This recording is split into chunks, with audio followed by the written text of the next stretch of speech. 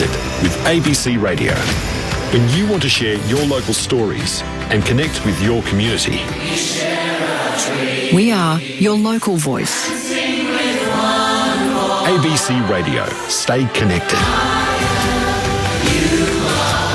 We are Australia. The 2021 AFL Premiership season on ABC Radio and on ABC Sport Digital. Saturday night footy in round 18. It is Melbourne and Hawthorn at an empty MCG, the annual BCNA game. So a splash of pink around an empty stadium tonight. Another eerie feeling at the footy as Melbourne battles its fifth lockdown. There's over 160 exposure sites. There were 19 new cases today, all linked to the original outbreak. But day two, in fact, of lockdown number 5 for the city of Melbourne. We're fortunate enough to be here tonight in our box at the MCG. This is Grandstand AFL. Corbin Middlemass alongside Andrew Mays. G'day, Maysy. Hello, Corbin. A bit like last year. Very much a privilege to be here when those who are listening aren't able to. So I know my family was particularly flat about missing out on going to the footy this week, but it's the same for a lot of Victorians and obviously a lot more at play in the wider community. So our thoughts with everyone who's doing it a bit tough at the moment. Hopefully we can take their minds off things over the next couple of hours. We called the Carlton-Geelong game last Saturday, which became an exposure site during the week. There's been cases linked to that. We got our negative results, and that's why we're here tonight. But we're 2 down, so Brett Delidio and Brendan Goddard in good spirits, just awaiting their negative results. We may hear from them still across the weekend on Grandstand AFL, but two very suitable replacements. We've got a premiership player, a 300 gamer. First of all, Nathan Burke's with us again on Grandstand AFL. Good evening, Berkey. Evening, Corbin. Yes, bad luck to those two boys, but good luck for Borley and myself. And good thing you weren't busy on a Saturday night during lockdown, Berkey. I know. I'd already used up my 2 hours outside, and I had nothing else to do. I'd sat and watched the Saints and Port. I'd sat and watched the Bulldogs play the Gold Coast Suns. So why not a third game of footy for the night? And hopefully this one's a ripper, because the other two weren't great. Premiership Magpie Luke Ball's here. G'day, Bally. Thanks, Corb. I'm missing bath and bedtime. So I was. I think I said, yep, I'm in before Tim got the question out. But no, look, it's great. It is a bit deja vu. You're right, Maisie. And as I was driving along Brunton Avenue, I had to quickly check that the game was actually here, because the lights are all off. There was the pink glow, of course, signifying the occasion of the game tonight. But it is an eerie feeling. But we get a game of footy. We get to watch, I think, the best team in the comp at the moment go around against a team who we know are playing for pride and auditioning in one way for what's to come over the next 18 months for them. So wrapped to be here, and hopefully we can call it, do it justice today for those that can't be here. One change for Melbourne, so Vandenberg comes into the team. He's a late inclusion too for James Harms, who was out yesterday with an ear infection. So that was after teams were initially named on Thursday night. And the Hawks have made 5 changes from the team that was well beaten by the Dockers. So Lewis, he's back after his boxing exploits. Of course, he was on the wrong end of that hook from Justin Kazitsky. He hasn't played since, but he's back for the first time since round 11. Mitch Lewis leads an inexperienced Hawthorn forward line against the best back 6 in the game. So Lewis, Reeves, the ruckman, O'Brien, Cousins and Newcomb are the 5 inclusions. Out go Chankwath Jath, who's done for the season. Scrimshaw, Segler, Hanrahan and Nash is also an out. Connor Nash is one of a number of players in the competition that have been impacted by the COVID outbreak in Melbourne. He attended the rugby game across town at our rectangular stadium on Tuesday night. He has returned a negative result, but under the health advice from the Victorian government, he's been withdrawn from the game. So different circumstances to Rowan Marshall earlier, who played for St Kilda in the afternoon time slot. Connor Nash out of the team, and isolating Andrew McGrath, who's with the team up in the Gold Coast at the moment. That's with the Essendon Football Club. He too was at the game on Tuesday night and now has 14 days ahead of him in isolation. Now there's 8 different clubs impacted by the outbreaks across the competition, so there's a fair bit to work through there. Tim Hodges is with us. He's in the front row. There is very few people around you, Hodgie. Good evening. Hello, Corbin. G'day, guys. It's cruel in the week the Demons announced their highest ever membership tally, topping 52,000, that the MCG is so empty. A crowd of just 350 people here tonight. That includes players, coaches and staff. Max Gawn won the toss. The Demons will kick to the city end. That's right of the screen if you're sitting at home watching and listening to us. Round 18 at an empty MCG. Saturday night footy, the D's and the Hawks. You're with Andrew Mays. Gordon McAvoy in the ruck. O'Meara shovels it out. Mitchell ran onto it for the Hawks. Short kick. Didn't go too far.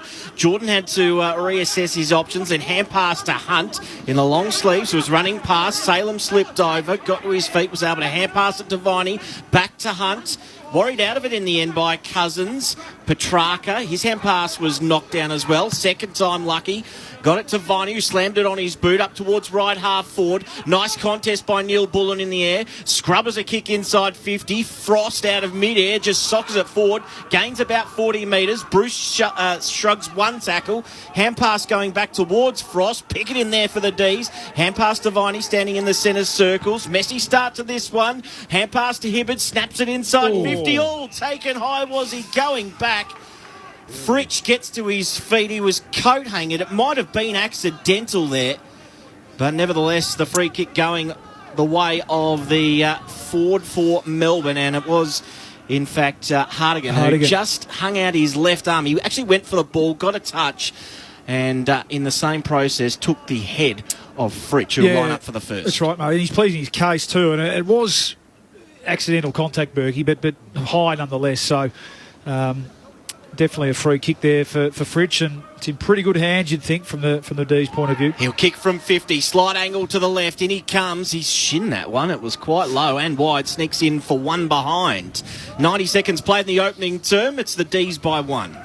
Mentioned a scrappy start, mate. Even just watching the game today, Berkey, I think there is an element of players adjusting to no crowd footy, the feeling of, like being a trainee bit. Some of the mistakes today, the uncharacteristic mistakes, were I think you can only attribute to that. It's almost right on cue as Sean Burgoyne, the 38-year-old, almost kicked it out on the full coming out from the kick out.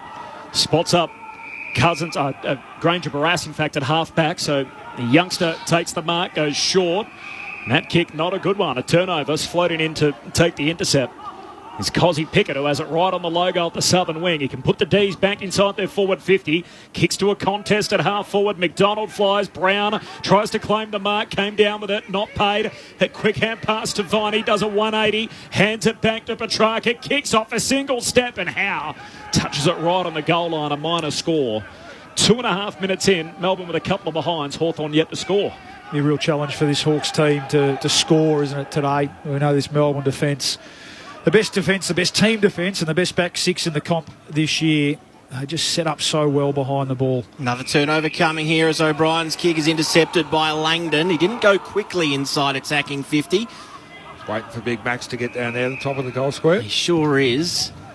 Called to play on, goes inside the pocket, just over the head in the end of McDonald. It skids through for the third behind in a row for the D's. That is the lead after 3 minutes. Getting shots a little bit too easy. Melbourne at the moment, and Hawthorn really need to tighten this up because the Hawks won't have the ability to kick a dozen goals against Melbourne, so they need to keep it a 6-5. It's not looking like that at the moment. Bramble now taking the kick out as he goes long to O'Meara, can't mark. Spoil comes at the back. Down into the lap of the Hawks through Granger Barras. He's dispossessed. Spills back into congestion. Centre half forward for the D's. Petrarca wins it. Hand pass away to Oliver. High up and under to the top of the goal square. McDonald competes. Got hands to it. No mark. Spills front and centre. Neil Bullen puts his head over it. He's locked up straight away. Umpire lets them go. The ball bobbles out. McDonald grabs it. Shoots goalward. He's offline.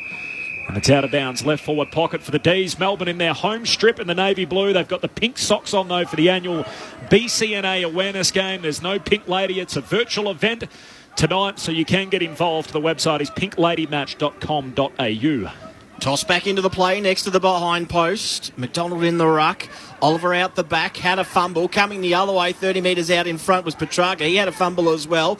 Ball socket the way of Brown. Now another chance for Petrarca, who's able to pick it up. Hand passes inside to Brayshaw. Short hand pass was dropped by Oliver. Brayshaw had to go in again. Farmed out the hand pass, only as far as Howe. It's ripped away from him. Brayshaw becomes the tackler. Howe again. Brayshaw knocks it free. It's all within a 5-metre radius here. Now Hunt with a bit of acceleration, but then he dropped the ball. Almost could have been done for holding. Snapped back towards goal. Bounces on the line and it's through for the first of the evening. Nice recovery from Jaden Hunt. And he has the first. 5 minutes played. It's the D's by 9. Hawthorn yet to score. Hawks players appealing for holding the ball. It wasn't really a tackle, though, was it, Berkey, that dispossessed him? But he was good enough to reclaim possession, and that's a wonderful finish. He's having a terrific year. He's obviously been put back behind the ball, and I was always curious as to why they were playing him ahead of the ball too. To me, he's such a natural player with the game in front of him, Berkey, and he's flourishing again in that role and able to push forward there. And just again, the way they set up behind the ball, 6 or was it 7 consecutive inside 50s for the Ds. So that's a really worrying sign for the Hawks. They've got to get this clearance stuff right. If they concede centre bounce clearances, they're going to struggle to get the ball in their front half all day. It's a really interesting one, that, because he balked around the Hawthorn player. The Hawthorn player got an arm out and knocked the ball from his hands, and quite rightly, according to the rules, that's not a tackle, so you can't get rewarded for that. But I'm sure if there's a large Hawthorn contingent here, the boos would have been ringing loudly. D's with the first 9 points. It's Warpel who sockers it out of the middle. Brockman got a kind bounce. Hand pass to Bruce. Had it, lost it. Regathers. Snaps to the top of the goal square. Lewis out to meet it. It's knocked away from him, and Lever can mop it up as he kicks to the back pocket for Hunt. Out of the defensive 50. Tough one for Oliver. Greaves whacks it back in the other direction. He'll get some front-on contact and a free kick for Damon Greaves. He goes short for the Hawks. To left half forward, and Shields takes the mark. He wants to take on Jordan on the mark. Hurried kick to the top of the goal square. Kaczynski bounced straight off his chest. Gee, it landed in the right spot and just bobbled out off his sternum. And Melbourne win it back through Hunt. His hand pass, though, invites the Hawks back in. Bruce, hand pass away towards Howe, who's snapping goalward and snaps a good one. The Hawks have their first of the night. And it's Daniel Howe with a little something out of nothing. Hawthorn forcing the turnover, and they answer back. Melbourne are 1-3. Hawthorn are 1 straight. We're 6.5 minutes in. Tim Hodges on the boundary. Hodgie. Corbin, this will never become normal, and I hope it never does. It's so eerie. It's so weird. I can hear you, and I'm right behind the bench at the Demons, so just be careful, Bawley and Berkey. If you're spraying a player coming to the bench, they will hear it. Yeah, just so weird. It's been a wet day in Melbourne. More rain is forecast in the second term onwards of this game. So, as you've seen already, guys, it's wet and it's a slippery deck, and the conditions are so difficult, and I think they're going to get much more difficult. Currently a very bleak and brisk 11 degrees in Melbourne. Well, that's good to know, Bawley, because I often feel like yelling at certain players. This I'm is worried the about first time they can actually hear us. I'm worried about the umpires coming a spray from you, Berkey. The umpires are the only ones that love these conditions, because there's no ball, there's no noise of affirmation. Melbourne almost with another centre clearance. Oliver's hand pass missed the target into the hands of Mitchell, who gets their kick forward. Lovely hands to Bruce, who runs in from 30. No. Luke Bruce, you would have put that in your scorebook every day of the week. He misses to the left. 2 points the margin in favour of the D's after 7 minutes. Got to take those chances. Yeah, he can't started afford well, that. Bruce, but he's got to take that. Last 2, they've got out of the centre. Got to take those chances early, the Hawks. Rivers marks the kick out, hands it to May, chips short to Oliver. Leading contested possession player in the game at the moment, Clayton Oliver, after 18 rounds. He goes wide to Harrison Petty. The man who's come in as the cover for Adam Tomlinson, who went down with his knee injury earlier in the year. So Petty goes long down the southern wing. Gawn just knocks it down. Pickett came charging through, went without it. Jackson mops it up, still in Demon's hands. Hand pass to Fritsch. Kick touched on the way through. Reaches Greaves for the Hawks. Bangs it back out southern boundary line. Howe collects just inside the boundary. Hands it to Burgoyne. Hawks floater, kick down the line. Out of position. Kaczynski in the end did well to bring it to ground. May knocks it out the back to Petty. They hang it inside the boundary line. He gives it to Hibberd. Tumbles a kick forward. There's a free kick for a push. And it's going to come back after Hibberd disposed of the footy. So Melbourne will get it defensive side of the wing. It'll be a downfield free, and Clayton Oliver is going to take it. Melbourne by a couple of points. 9 minutes in, they're 1-3. Hawthorn 1-1. It is a downfield free, but his kick only went about 10 metres, so they're only slightly advanced here, the D's. Off left half back, Oliver with a long kick, looking for a couple of targets. Jackson's one of them. He goes the punch in the end towards the boundary line. Frost out of midair for the second time tonight. I enjoy him doing that. It keeps us interested. Why would you do that? The ball's bounced up waist height to kick it off the ground. It's a turnover. Straight to Oliver. He repeats the dose and goes long to left half forward. No mark taken. Kick comes the way of Gawn at the top of 50. Boundary line beats him. It'll be a throw in from 50 out. This is a bit of repeat performance from Frost. The last couple of weeks, he's been watching too much of the Euros over the last month. He got away with the first one, kicking it off the ground into the corridor, and that one, right on the boundary line, again, off the ground. Well, not really off the ground, it was out of the air. Reeves wins the hit out opposed to Jackson, but straight down to Petrarca, who's locked up immediately. 50 out from the Melbourne goal. Might be a coaching directive to him sometimes when he's got the ball in his hands. Yeah. Doesn't quite know what to do with it, Frosty, but... Jackson wins the hit out down to Howe. He's dispossessed. Reeves mops it up for the Hawks, and they walk it out the stoppage. Mitchell away to Shields. He works it forward to Warple, who's got it against the boundary line southern side, goes short to McAvoy, marks, lays it back out wide to Shields, still got a runner with him, links back up with Warple, takes a bounce, they've worked it down to 70 out at half forward, kicks into the pocket, high ball, that's too easy for Lever. Yeah. And he takes the intercept mark in the back pocket for Melbourne. Yeah, I was going to say it's really good use, Berkey, because they looked up and Jake Lever was the loose back, so they ran with hands and used the overlap, but just that last kick inside 50, it's going to be the critical one all night for the Hawks. Long kick by Lever, spoiled away into the path of Mitchell, and then knocked off his kick was Warple. Chance here for the D's through Petrarca, hand pass to Oliver on hands and knees, just gets his hand pass to Langdon off the outside of the burn. In fact, he's hit the instep, and it's gone about 10 rows back. So luckily there's a ball sitting in the gutter on centre wing. No jumping the fences as of yet. Tom Mitchell to take the free kick. Right on halfway, southern side of the ground. It is the Hawks trailing by 2 points. Full-time result in that game up on the Gold Coast. The Dogs by 11 points over the Suns, who gave them a run for their money. The kick heads down to half forward. Lever whacks it away, trying to find the safety of the boundary line. It stays in play, and Viney was taken high, so a free kick for Viney. Half back for the Demons. And earlier today, a 13-point win for Port Adelaide over St Kilda. The 2 games already done. Saturday of round 18. This is the Hawks and the D's. 11 minutes into the opening term. Melbourne by a couple of points. Short kick from Maida. Dropped the ball. He's rubbed up by Bruce. A tremendous tackle. He just dropped the footy. The ump says play on. Eventually it comes back to Bruce. Hand pass back inside, wanting to link up with Warple. He's lost it, and Petrarca feeds it back to Hunt for the rebound 50. Hawks consider themselves fairly unlucky with that one. Now Pickett at front and centre. He's not able to gather cleanly. Shields kicks deep inside 50. No mark taken. Bruce at ground level becomes the tackler, and then O'Meara flying shot a goal. He misses to the near side. One behind. 12 minutes played, opening term. The Hawks trail by a point. Steadied here. The Hawks had a good 5 minutes, haven't they, after conceding the first 8 inside 50s. They've had the last 7. So they've been able to set up the ground well and put a lot of pressure on it. Can't quite work out why the umpire hasn't paid that holding the ball to Luke Bruce. It is who's one of the comp's best tacklers. Obvious ones that I've ever seen. May on the kick out, that long raking left boot up to the southern wing. Wanted gone, thumped away from his grasp. Reeves knocks it on again.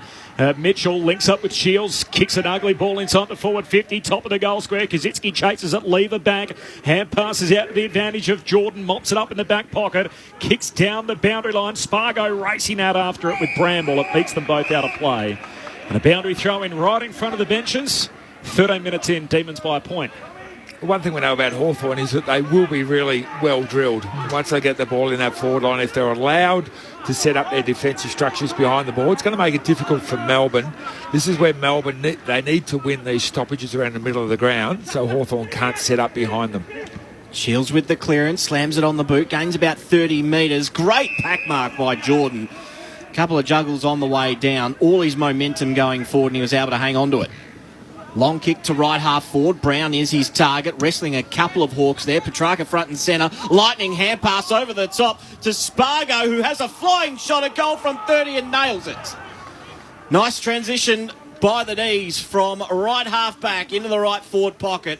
And Spargo has his first of the evening. 2-3-15 the D's, 1-2-8 the Hawks. We've played 14 minutes in the opening term. Well, the Hawks won the stoppage. You're right, Berkey. The way that both teams set up, Melbourne in particular, stoppages are going to be extra important today. And it was a terrific mark at the end by Trent Rivers that cut that off, and they were able to go forward. And Petrarca, just his class. And it's interesting. There's not a lot of defensive pressure being applied by either midfield at the moment. We know that, as is Melbourne's want, to go head-to-head with their opponents, and especially with James Harms out.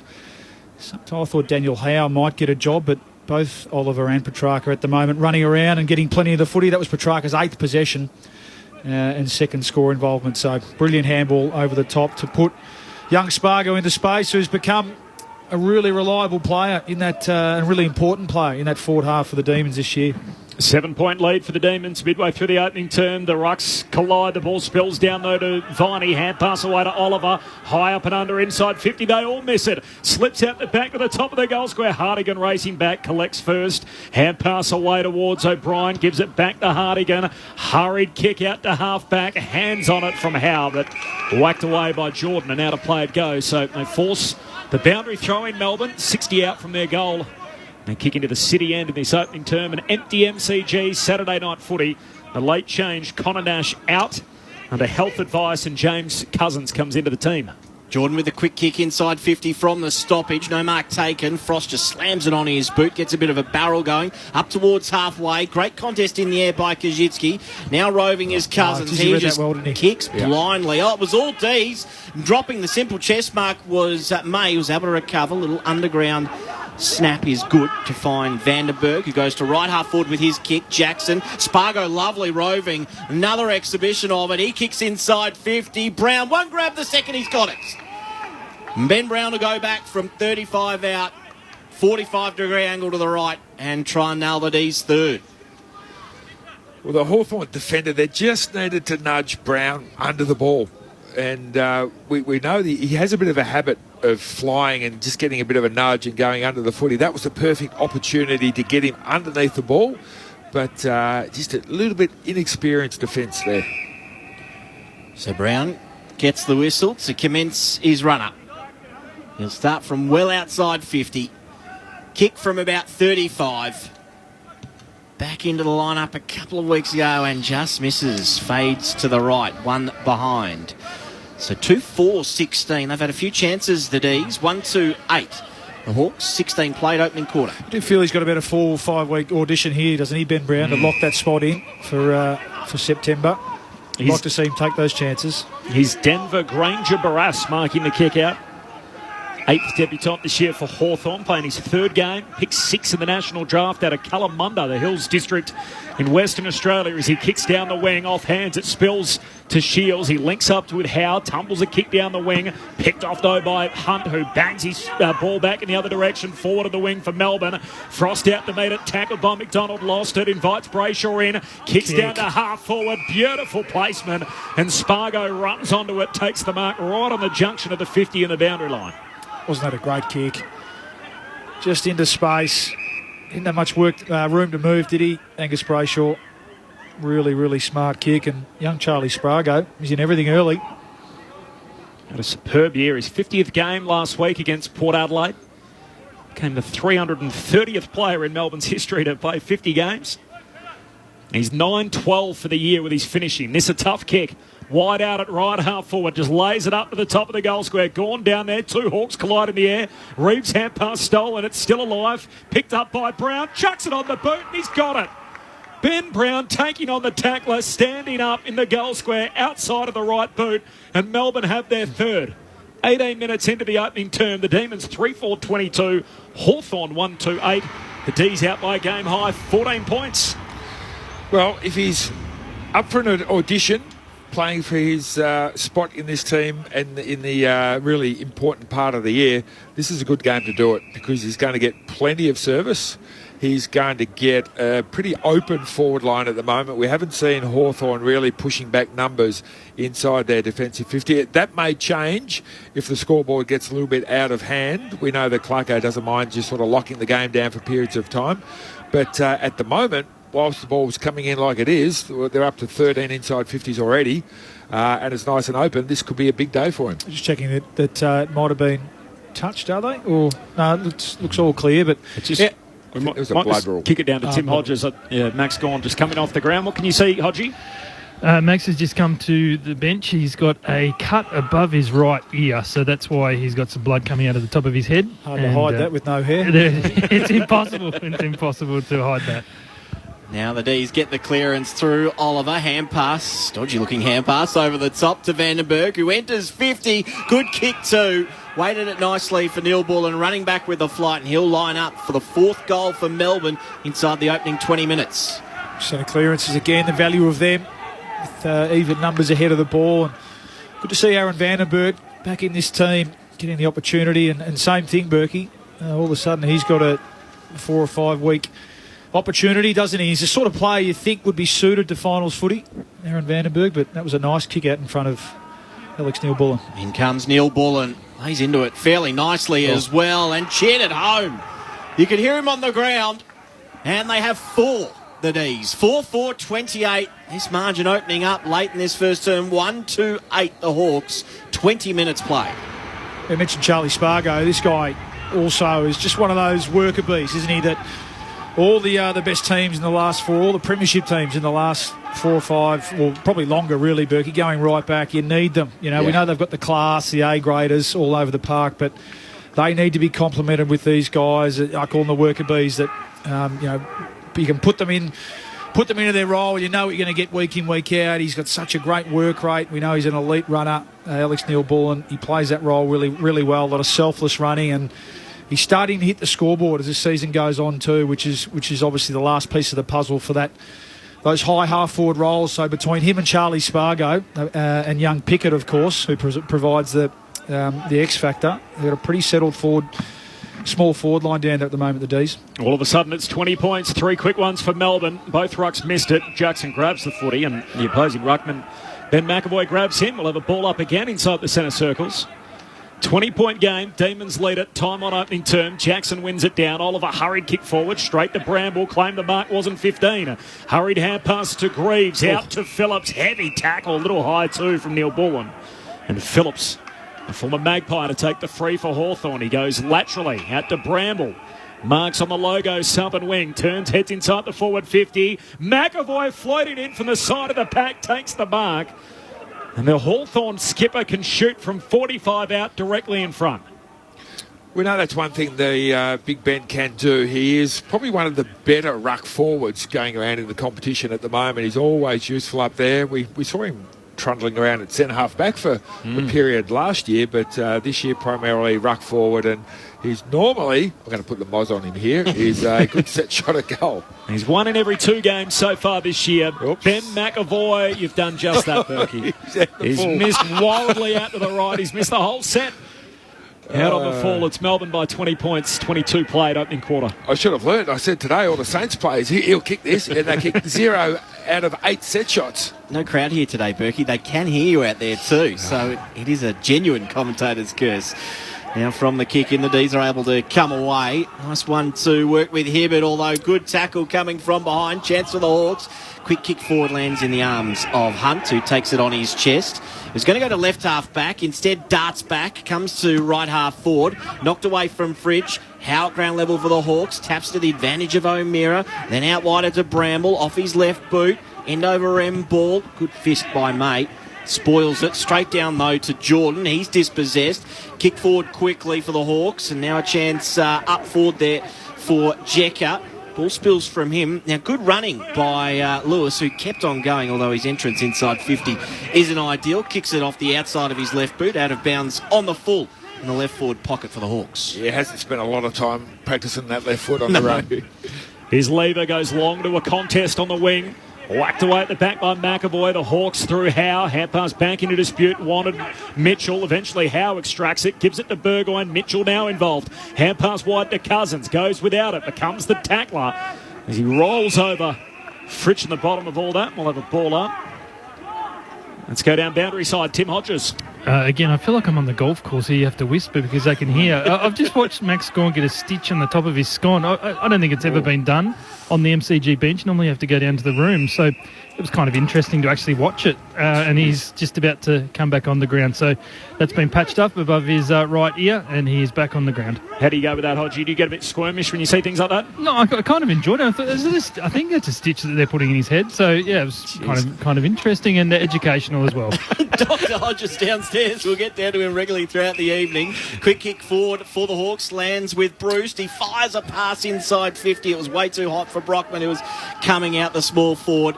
And then it spills to Salem, who goes further wide. And nice mark taken by Jordan. Right back pocket.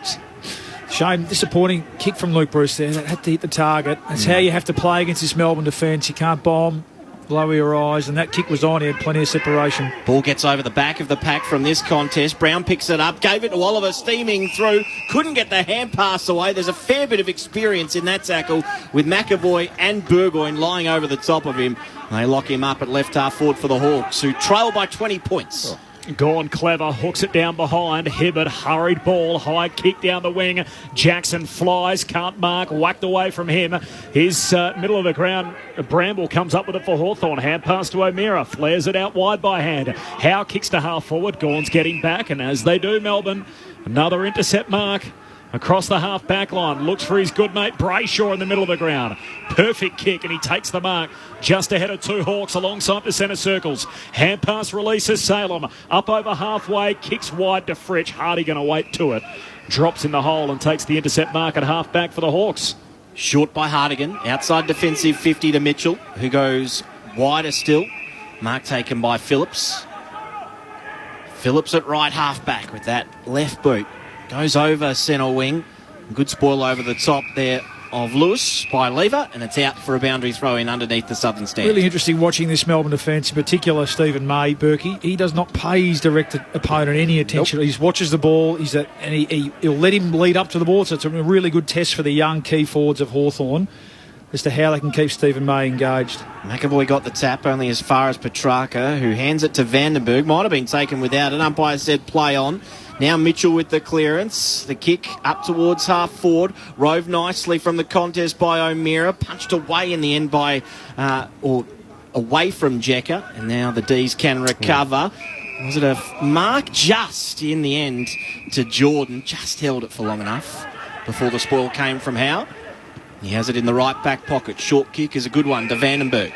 Came into the team yesterday as James Harms out with an ear infection. Everything going on in Melbourne at the moment, he misses through ear infection, which is most unfortunate. I hope he's doing well tonight, James Harms. I'm sure he's listening to the ABC as he watches the game as Vandenberg comes wide to Fritsch. In front of the bench, kicks down the wing. Pickett tries to claim the half volley, not paid, runs into trouble.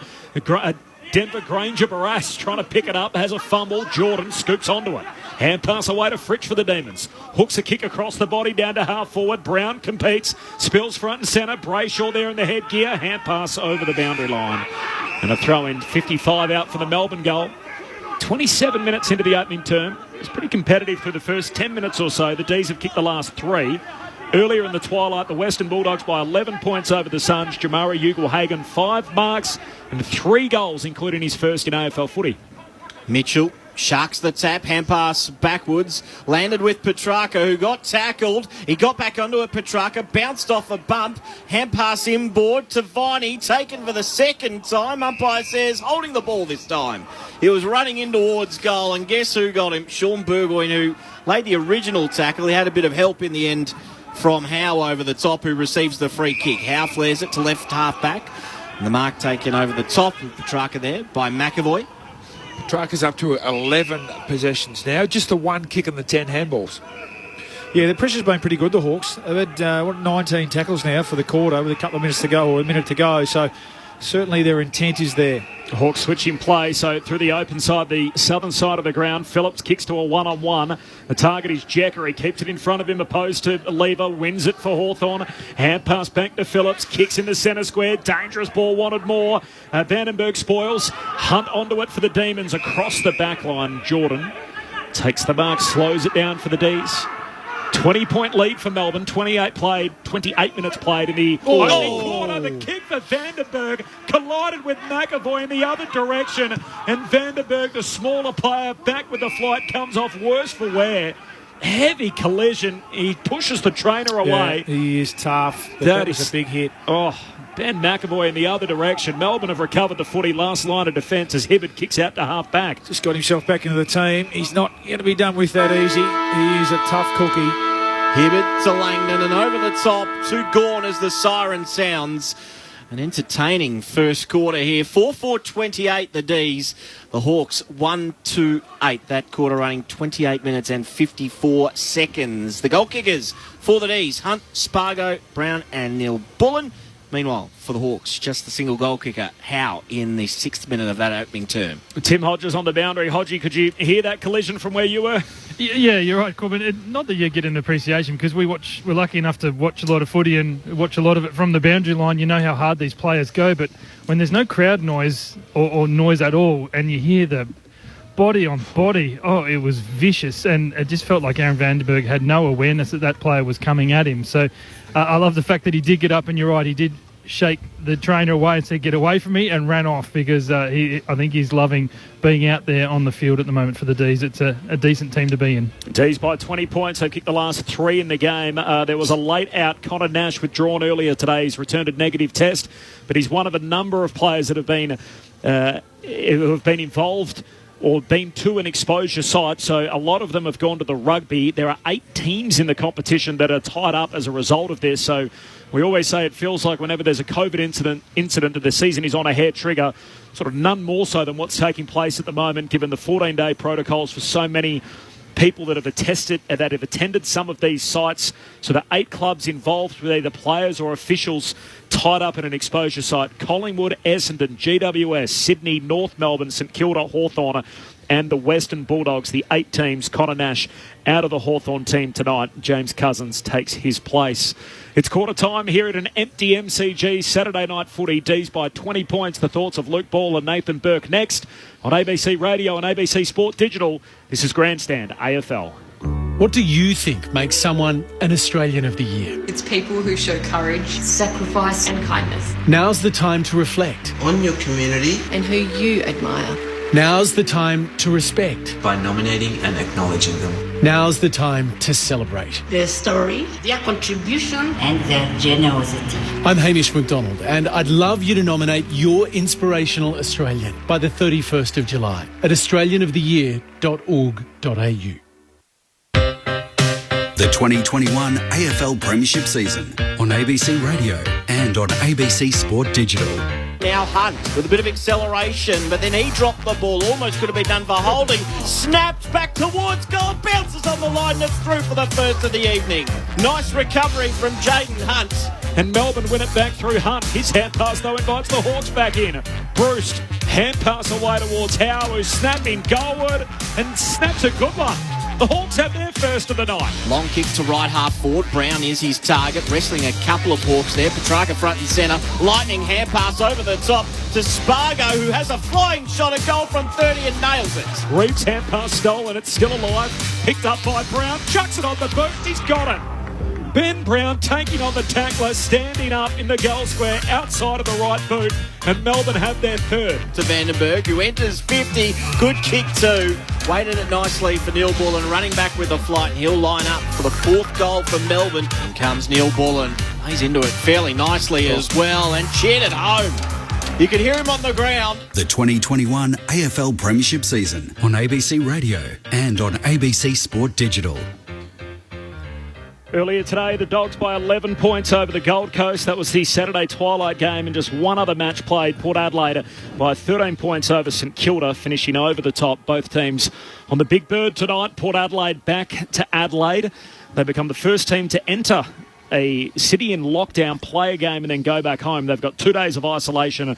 They have to return a negative test before they're able to re-enter the community.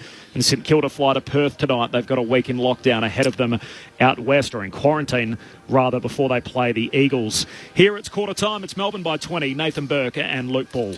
Well, Berkey, save for a couple of, I reckon, 5-minute periods, including the first 5 minutes, where the D's had the first 8 inside 50s, and I thought, oh, geez, we're in for a bit of a blowout here. Hawks were pretty good. The pressure was good. 21 tackles for the quarter. That's puts them on track for over 80, which is a big number. They evened up the inside 50s after the first 8. They had the next 7, and they were able to set the ground up pretty well and get some repeat entries.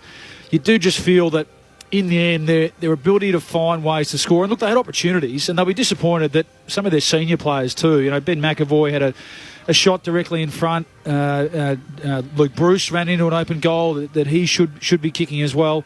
So if they'd taken a couple of those opportunities, the game on the scoreboard could look as even as it does really on the stat sheet. So Alistair Clarkson, he certainly couldn't question his team's effort. You do just feel, though, that the top-end class and talent of the Demons is probably going to hold sway. You know, Petrarca's had 12 possessions, but as you said, 11 handballs. So they've been able to put pressure on him and reduce his effectiveness. Clayton Oliver's been pretty good. He's had 9, Jordan 8 and Viney 8, but they've all been under pressure and reasonably scrappy. Mitchell's had 11 for the Hawks, O'Meara 7 and Howe 7 and Shields 7. So they're certainly getting enough of the footy and giving themselves some opportunities. It's going to be a really good test for this young forward line. And look, Ben McAvoy started forward because they'd be looking at young Koshitsky, Lewis and Jekka as less than 50 games between them against the best and most solid back six in the competition this year. So that's a huge ongoing challenge for them. But from an effort point of view, I thought the Hawks were pretty good. Yeah, there were a couple of interesting sort of style of players. And you mentioned May and Lever a couple of times. That they don't tend to show their direct opponent a lot of respect. But what they do is they read the ball and position themselves as well as any defender that I've seen play the game. When Hawthorn get all their 6 forwards up around the middle, they just plop themselves back in there as the anchor. You just can't get through it. A couple of times they've taken uncontested marks because they position themselves so well. So for the Hawks, they need to keep people home. They need to keep people inside 50 to make those two accountable because they launch so well off that area. And it's the role players at the moment that you spoke about. We'll talk more about them at halftime for Melbourne that I think are a bit of the difference at the moment. Nathan Burke and Luke Ball, Grandstand AFL Saturday night footy, second quarter underway, D's by 20. Gawn palms it down to Petrarca, hurried kick to centre half forward. Burgoyne spoils, pack form centre half forward for the D's. Granger Barras locks it in and we'll have a ball up centre half forward for Melbourne. Don't know whether this period's having an effect on Berkey, but he said Hawthorn need to lock down and they need people at home. Yeah, it's just bad flashbacks, or not even flashbacks, just still going through it. Is gone, wins the tap down towards Mitchell off his backside, hand pass back to Neil Bull, and he's locked up straight away. Denver Granger Barras is one of the great names in the game. At 19-year-old, picked 6 in the draft. Every time I see him, I want to say Denver as my first sort of go-to when his name's Granger Barras. DGB. Yes. DGB, yes. Viney looking to get the clearance. Hand pass is short, but it's good to Jordan. Hand pass short to Oliver. He misses with his kick inside 50, and that man takes the mark. DGB. I'd call him John Denver, but half the people listening probably don't know who John Denver is. Country roads take me home. Long kick and good fly by Lewis over the top. Gawn smashes it out of his hands and over for a boundary throw-in. Even then, so Mitch Lewis is contesting that ball just on Melbourne's side of halfway, and you look up and his opponent, Stephen May, is standing in Melbourne's defensive 50, 80 metres away. Melbourne by 20. Gawn palms it down on the wing, but straight to Cousins. Hawthorn hurried kick forward. Salem came at him in a flash, dropped it, regathers. Hand pass to Jordan, hands it back to Petty, kicks Melbourne wide, and Oliver takes the mark low down. Clayton Oliver down to half forward. Gawn floating in, can't complete the mark, spills front and centre. Gawn a little slow to get up as well as there's a pack which forms behind him. We'll have a ball up here, centre half forward for the D's. I think Frosty gave him a little crow peck on the back of the head as he came flying through. Only just the one possession for Max. He's in the wars. He's already been off with a cut above his ear, so might be a second round of stitches needed after that spoil. Kick forward for the Hawks, up towards the wing. No mark taken by Salem, though. Hands it to Petty off his left boot. Hurried kick. It beats a couple of players, including Jordan and Howe. Over for a boundary throw in at left half forward. 2 minutes played, second term.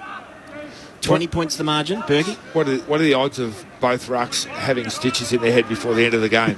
Very short with McAvoy, who seems to constantly have his forehead stitched. High contact free kick paid here for Mitchell. Viney just a little overzealous in his tackle. He's started games, hasn't he, in the past, Ben McAvoy, with the strapping around the rugby union style strapping. So the ball coming all the way back to right half back for Mitchell.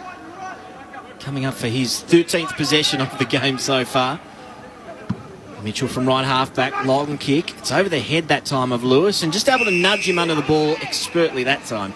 is Gawn, who takes the mark left half back. It's a terrible kick. You had McAvoy standing against Gawn, and you kick the ball to Gawn's advantage where McAvoy can't even get to it. Gawn kicks to McDonald on the wing. He brings it to ground. Petrarca passing through the pack. Can't gain clean possession. Warple's hand pass ends up with Brayshaw. Hand pass to Neil Bullen. Kicks out wide for the D's. 70 out at half forward. Viney collects. Hand pass to Jordan as he's being tackled. Heavy tackle from Frost. Forces the turnover. It ends up out on the full. And the Hawks will get it back, half back. And James Warple, the 2019 best and fairest winner to take it. The two subs tonight, Tom Sparrow for Melbourne, John Newcombe for Hawthorn, both unused so far. Long kick, McAvoy crunching contest. He took down a couple of Ds with him. Quick kick front and centre from Brockman. Just gets it to right half forward. Salem waltzes through that pack nicely. Ducked under it and then turns it over, although having a fumble there in the marking contest was Frost. Taken over the boundary line was McAvoy. Good tackle by Viney, and we'll do it all again. Ball in to take place in front of the interchange benches downstairs. Game being played between the arcs. First 5 minutes of this quarter. Both teams defending pretty well behind the ball. McAvoy and Gawn to go at it again. Gawn looking for Oliver, who was storming through the stoppage. He became the tackler. Howe didn't get a boot to ball as he was slung to the floor. Now Viney sliding in, surely in the back on him. Umpire says play on. It's back in the scrimmage. Good luck ripping that out of Warple's hands. He was going hard at Petrarca. Pushes Viney on his way through. It'll be a ball up. Just getting a bit spicy. Hawks bring an extra one up to the stoppage. Cousins comes up, which leaves Salem behind, which is quite dangerous. Melbourne by 20. Nice hit out. Gawn sets up Oliver. Heads to half forward with the kick. McDonald wanted to keep it alive. It skids out of play. 45 out from the Melbourne goal. Off the SMS, one for you, Bally. Henry from Melbourne. Bally, who is the best worker bee that you played with over your career that played a specific role with reliability? Yeah, had a couple. Andrew McQualter, St Kilda. They tend to be unheralded type of players. And Jared Blair was another one at Collingwood who, no fuss, but got the job done week in, week out. Brown wins it down. Petrarca kicks to centre half forward, but Hawthorn onto it. Granger Barras, hand pass away to Hardigan, to O'Brien. Links up with Burgoyne, kicks out to half back. Lewis hits up, can't mark. Spills front and centre though for Phillips, still in Hawthorn's hands. Hand pass to Warple, went to fend off, dropped the footy. Was that a tackle? Holding the ball. I don't know whether that was a tackle. Oh, that was very similar to the Jaden Hunt one. Spargo gets the free, cuts inboard to Salem inside the centre square. Short kick to true centre half forward. Finds Oliver, who darts the ball inside 50. Wonderful kick to space, and the mark is taken by Fritsch. Well, Hawthorn supporters at home that aren't here, I'll boo the umpires for you. That was a poor decision there that cost. Mitchell stuck the arm out to fend off, and the ball did spill free, but the Melbourne player didn't actually tackle him. And you must tackle the player to get a holding the ball decision. Fritsch to come in. He will kick from just inside 50. The kick's better than his first. Can he sneak it in? He does. And Fritsch has his first goal of the evening to go with his behind in the opening term. 5-4-34 the D's, 1-2-8 the Hawks. 6 minutes played in the second quarter on Grandstand AFL. Yeah, a bit stiff there, the Hawks, you're right. Not really in keeping with how the game's been adjudicated in this first quarter on a bit, but a bit unlucky. But Clayton Oliver involved there, and he's one they probably need to start keeping an eye on, I think, the Hawks. I know you can't shut them all down, but he's the guy that's really starting to motor a bit now. He's had 4 possessions this quarter to go with his 8 in the first, so really aren't using Daniel Howe as that run-with role this year, the Hawks. Nor Liam Shields, he might be another option, but at some stage, players of that ilk need to be given some attention. New game high, 26 points Melbourne's way. Shout out to Kevin off the SMS, enjoying your call, boys. Cold, wet night at Myrtleford, but nice by the fire listening to the broadcast. So nice to have you with us, Kevin. The SMS 0437 774 774. Melbourne again out of the middle. Petrarca to Oliver. Hand pass to Viney. Kicks quickly forward, but turns it over. And O'Brien takes the intercept mark for Hawthorn. Looks to centre half back. Wanted O'Meara, missed him. The D's back onto it. Hunt hand pass away to Spargo. Gives it to Brayshaw. Hurried kick. He was off balance and he misses everything out to the left. It's out on the full. D's peppering up by 26. Tim Hodges on the boundary. Concerns down here for the Demons with Harrison Petty. Corbin just came off the ground. I was just right behind him when he spoke to the doctor. He pointed to his right hamstring. they've taken him straight down to the room. So there's some real fear there for Harrison Petty. That's no good. He's been good cover for Tomlinson since coming into the lineup this season. Big contest in the end by Jekka, made late ground at just forward of centre wing. At ground level, Rivers is taken in a strong tackle. A couple of players jump on him, including O'Meara. He gets to his feet. McAvoy, another tackler there, and the ball up just behind centre wing. It is the D's who are leading it at the moment by 26 points. Thrown up. Almost in the back there was Brockman, slapping the ball. Straight to Mitchell was Viney. Mitchell barrels the ball. It'll get all the way inside 50. Lever, intelligent tap to the advantage of May. Ball sits up for him just at the right time. He dummies and then kicks almost a slice out of there. Vandenberg floating over the top. Couldn't take the mark. Shields a little unclean and he sees it over for a boundary throw in 55 from the Hawks goal. Hasn't been inside Hawks forward 50 often this quarter. They need to have some repeat entries here. The ball is being thrown in just outside their defensive 50. They need to win this stoppage and lock it in there for a bit. 9 minutes into the second, Melbourne by 26. Howe trying to kick it inside 50, kick smothered. Ricochets back into congestion again. Pack forms over 5 or 6 players. The umpire says ball up. Tim Hodges on the boundary. I don't think it's good news with Harrison Petty. The message has already come up to Tom Sparrow to start his warm-up. So he is the medical sub, and you'll see he's running along the boundary, beginning his warm-up. So I think he might be coming into this game. So suspected right hamstring for Harrison Petty. Not good news for Melbourne. From the restart, Viney was crunched, and he's going to get a free kick. They've not had possession of the footy, so Melbourne keep it outside Hawthorn's attacking 50. They've got it at half-back. Leading by 26. Viney kicks down the wing, and the best contested marking player in the game, Max Gawn, among 3 Hawks, takes a powerful pack mark on the wing. Hand pass back to Viney. His former co-captain down to half forward. Hardigan attacks the pack. No mark. Spills front and centre to Pickett. Hand pass away to Neil Bullen. Off the side of the boot. Slides inside the forward 50 for Melbourne. But Mitchell can run it back out for Hawthorn. Hand pass on the bounce to Howe, right half back, couple of metres inside the boundary line. Hugs the boundary line with his kick, looking for McAvoy. Couldn't find him out of bounds right on centre wing. Yeah, good result there for Hawks because Melbourne had set up really well with their numbers just beside, outside their defensive wing. And if had a kick it in there, fair chance Maxwell marks that and sends it straight back in. So boundary throw in, best result. Toss back in from behind. Reeves on that time got the tap. Kick comes forward towards Hibbert. Bounced off his chest, and now McAvoy, hand pass to Shields, kick inside 50, floats over Lever into the goal square. Not enough juice to get through to the goal line. And Langdon just slams it out of there on his boot quickly. Chance for Greaves here.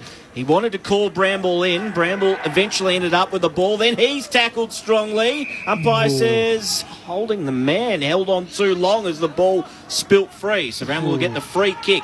Right on centre wing. Bit lucky. I reckon that was more holding the ball than the other one, Berkey. That tackle actually stuck, and he certainly didn't dispose of it correctly, but got away with it. Bramble goes short to Greaves, still on the wing. Long kick inside 50. Lewis up, can't mark it. Half forward for Hawthorn. Spills down underneath Moore. Wrestled from him by Oliver. He lost it in the tackle. Back door comes to Rivers. High up and under, out of the defensive 50. Greaves standing under it. Went to fist. Finds the safety of the boundary line. And a throw in between wing and half forward for Hawthorn. Tim Hodges on the boundary. I think there's real confusion here with the Demons with Harrison Petty. You'll see he's back from the rooms and he's around the boundary having a kick of the ball at the moment. He doesn't look comfortable at all, but he's trying to get back into this game and on the field and convince the physio to let him play. D's by 26. Tim Hodges will stay across it on the boundary from the boundary throw-in. Langdon first possession, hand pass to Salem to Vandenberg, back to Salem at half-back, short kick. Petrarca marks defensive side of the wing. Hand pass to the running Oliver, who goes to right half forward, lovely kick. And Brown wants to go quickly to Gawn, who's running inside 50. Big Max takes the mark. Is that 50? Probably should be. Ranger Barras wasn't really in that contest. Yeah, definitely should have been. Got lucky there, the young fella. It was a great passage of play, wasn't it, from the Demons off half-back. Gawn just darts a kick low. Strange kick. Reeves dropped what he should have taken. The ball then falls at his feet, which is a long way down. He bends down, and then he's taken too high. Fridge Very giving lucky. away the free kick. You almost want to say, mate, if you just drop an uncontested mark like that, you don't deserve a kick for picking it up. The ruckman had taken in the left back pocket. So Ned Reeves against the boundary line. Nice kick. Finds Granger Barras. Ned Reeves, the son of the chief executive now, Justin Reeves. The Hawthorn Footy Club. Big ruckman in his third game, 208 centimetres. Here's our man DGB kicking down the wing. Spills front and centre to Hunt. Demons back with it. Hand pass to Hibberd. Falls as he tries to get it out to Vandenberg. Lost it. Hawthorn back onto it. Phillips on the southern wing. Kicks to half forward. Bruce takes the mark. Salem did well to hold him up. Doesn't give away the free. Bruce 65 out. Left half forward against the boundary. 13 played, second term, 26 Melbourne's lead. Bruce kicks to the hot spot. Free kick for a hold. It's going McAvoy's way and Hawthorn will get it. It'll come 35 metres out, just left of centre. And Ben McAvoy can try and bang through Hawthorn second. Really smart kick, wasn't it, from Luke Bruce? Just not to go high and long and too deep with the strength of Melbourne's key defenders there. He just darted one, didn't he? About a 5-iron, just to about 30 metres out, and McAvoy read it really well and earned himself the free kick. Has to kick this one, obviously, to give the Hawks just a bit of reward for effort. 148th game as a Hawk. Botched his first set shot. McAvoy on his second. That's better. Didn't flush it off the tee, but it got to where he needed it to go. Went straight in the finish. Hawthorn 2-2-14, Melbourne 5-4-34. 20-point lead now for the Demons. 15 played second term. Who's winning the battle, Tim Hodges, between Harrison Petty and the physio? Well, if you count two more seconds. Oh, no, hang on. Max Gorn's coming off and Tom McDonald's replacing him. I thought Harrison Petty is up next. So Salem's coming off and Petty will come back onto this ground.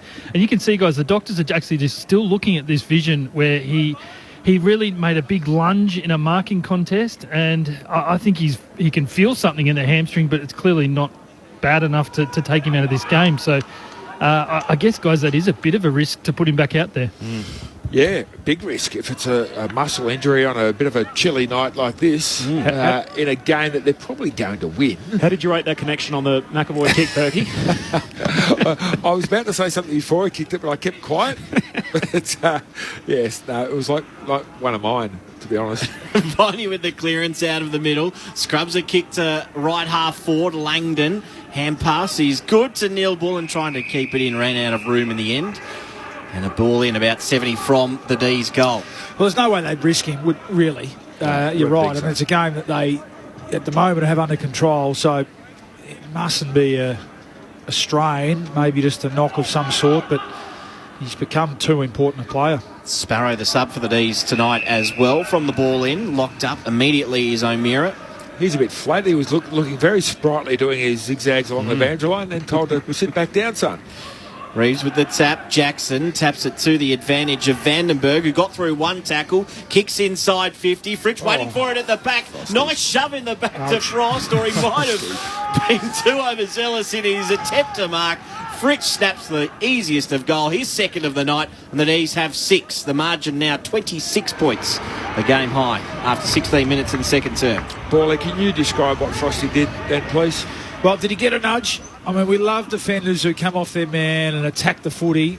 And, I mean, he probably should have just marked it, let's be honest. It was an uncontested marking opportunity. But and he's a bit disappointed in himself on the screen, as we said. But if nothing else, it had to come forward, didn't it? Yeah. As a defender, don't let the ball get over the back, especially when your crafty forward of an opponent is waiting there. And he doesn't need to. He doesn't need a second look at it, does he, Bailey Fritsch? He just turned around and went bang. So I like the play from Frost. I like the fact that he's backing himself. But in the end, if you're not sure if you can mark it, get a big fist on it and get it out of there. Yeah. A little nudge, didn't he? Yeah, a little nudge. But he did the right thing. He came forward. He tried to mark it, but just let it slip straight through his hands to his opponent, of all people. Back to 26 points. Petrarca soccers it out of the centre square, but Burgoyne takes the mark. Half back for Hawthorn. Kicks wide to Cousins. Marks on the southern wing. The laid in for Connor Nash.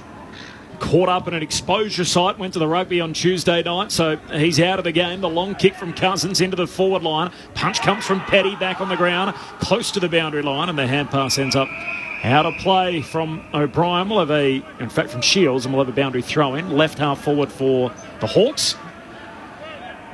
2-2 to 6-4. Melbourne by 26, 18 minutes played in the second. Earlier today, a 11-point win for the Bulldogs over the Suns. Jamari Ugle-Hagan with 3 in his second game of footy from the boundary throw-in. McAvoy palms it down. Langdon's kick straight into Brayshaw. Ricochets into a dangerous position. Bramble can't pick it up. Brayshaw has a second go. Gets it out of the defensive 50 for Melbourne. Hurried kick clears the immediate danger. Then going off the ground, Jordan about 35 metres. He knew it as soon as it hit his boot. And the umpire came running in to pay it, as they love to do. Deliberate out of bounds, straight in front of the interchange benches. Greaves with the free kick to right half forward. Just getting a bit of space there on that occasion was Kazitsky. It's punched away from him. Good spoil by Petty. It doesn't look really free of movement as he trots back to full back. Ball to be tossed into play 60 from the Hawks' goal. Tough night for forwards, but just the 3 possessions between the 3 key forwards for the Hawks at the moment. Thrown back in. Reeves looks for O'Meara. Tried to break the tackle. Got the hand pass to Phillips. He hand passes to Bruce. Kick inside 50. Almost marked by Rockman. It wasn't 15 according to the umpire. Held to him. Ball up top of 50. Grandstand AFL, Corbin Middlemass, Andrew Mays, Tim Hodges on the boundary, and our experts Nathan Burke and Luke Ball. Jackson doing the ruck work, palms it down. Ball ricochets in the middle of the ground. Greaves is drilled in the Vandenberg heavy tackle and a little higher as Vandenberg made it stick. So Damon Greaves, lad from Bustleton, just south of, I want to say just south, a few hours south of Perth. He goes wide to Shields.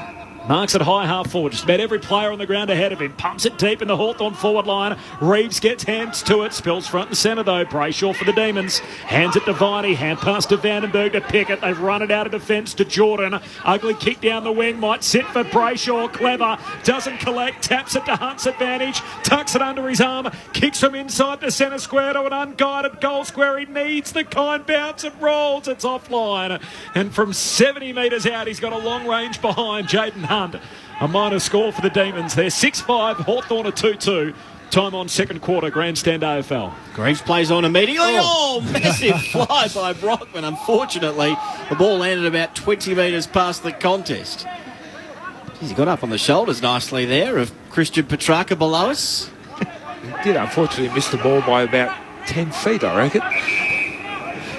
Petrarca, low kick, inside 50. Lovely pass. Straight onto the chest of Fritsch, who was leading right towards the teeth of the 50-metre line and the boundary line. That's where he marks. He's been hitting them a bit low and skinny. Oh, he's gone for the pass. He goes short to McDonald, and McDonald takes the mark. Bit of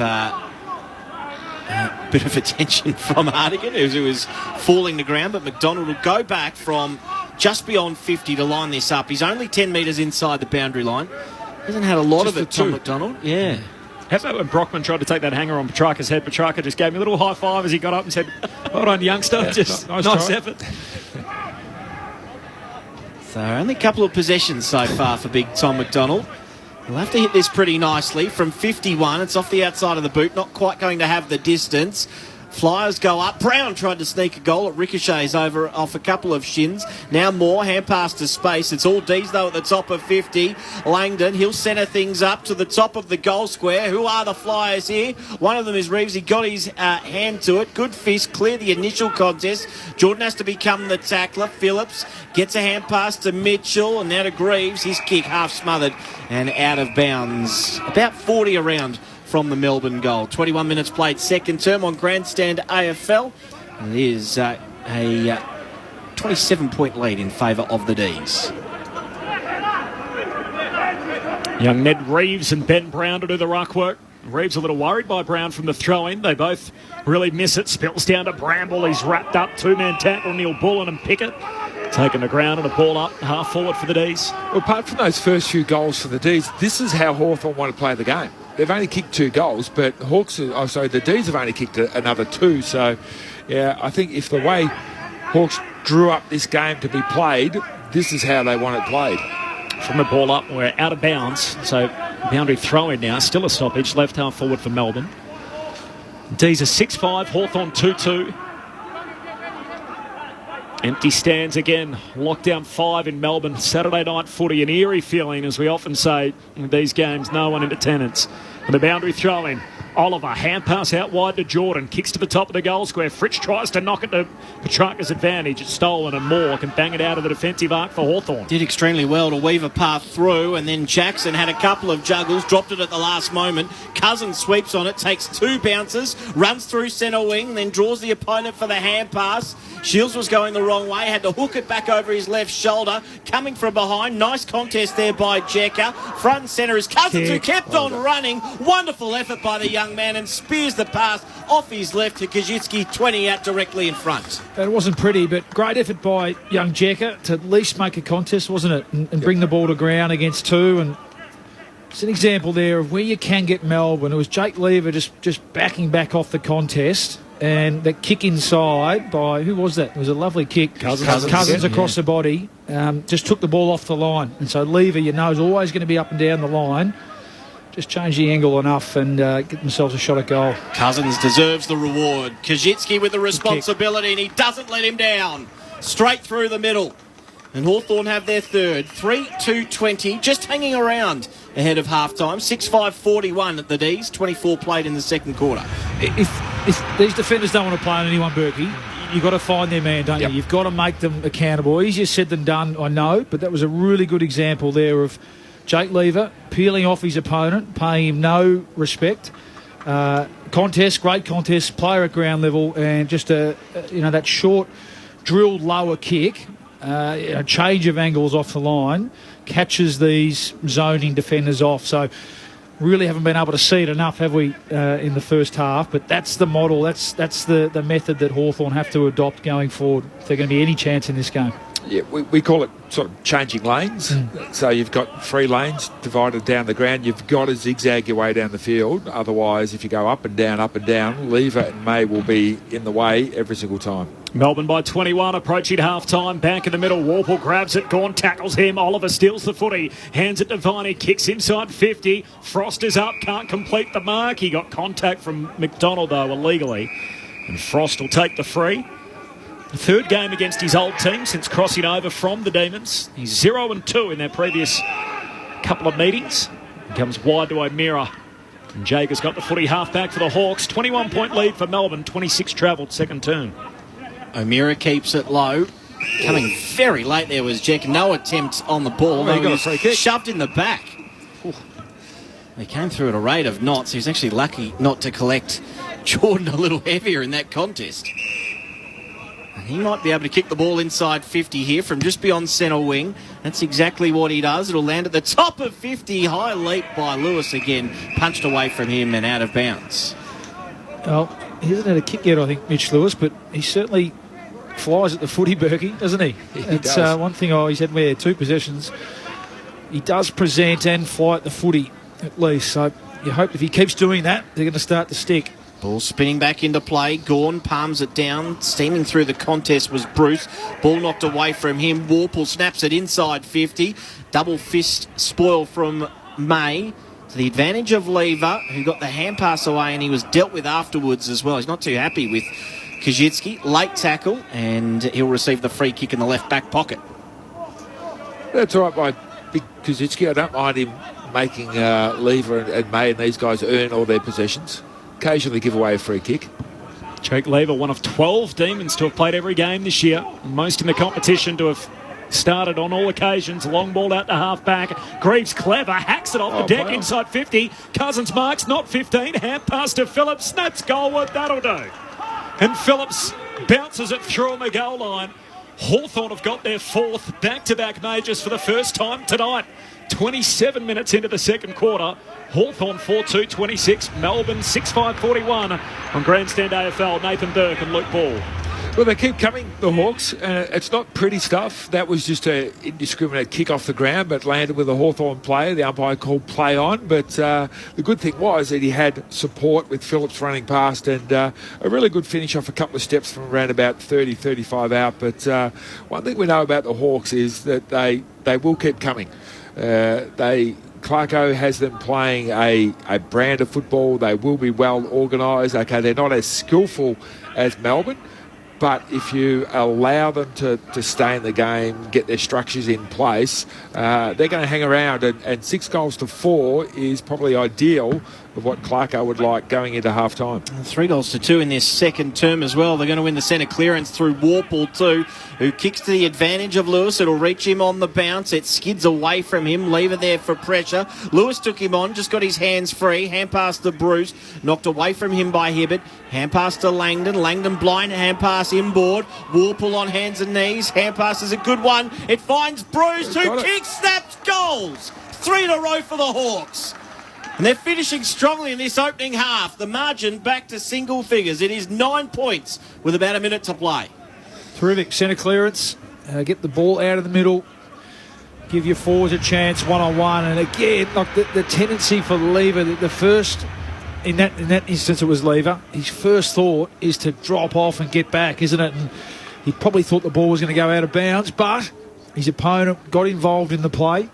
And they got more numbers around the footy, as you said, like they did with that last goal. Hawks were able to get an overlap handball with the Melbourne defenders zoning off. Great pressure, great forward pressure, and they've had a terrific 5 minutes. Who was it there? Lewis getting involved. Well done. He's he hasn't had much of the footy in this first half, but gets himself a goal assist there. And Luke Bruce, he's missed a couple of easy ones in that, but he rarely misses those, as we know, over his terrific career. 3 and 5 minutes, so from 27 down to within 9 points. Back in the middle, Melbourne gets them go forward.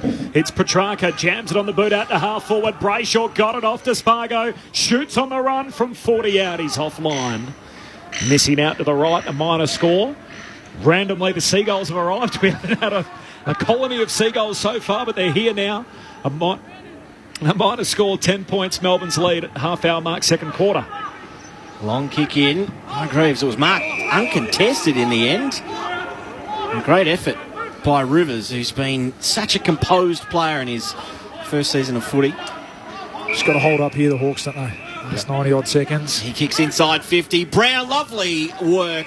Just got separation on Hardigan there. Pushed him towards the ball. Created the space and protected the drop zone beautifully. Now, where's he going to run up from here, boy? Up against the fence? He's going to open the gate.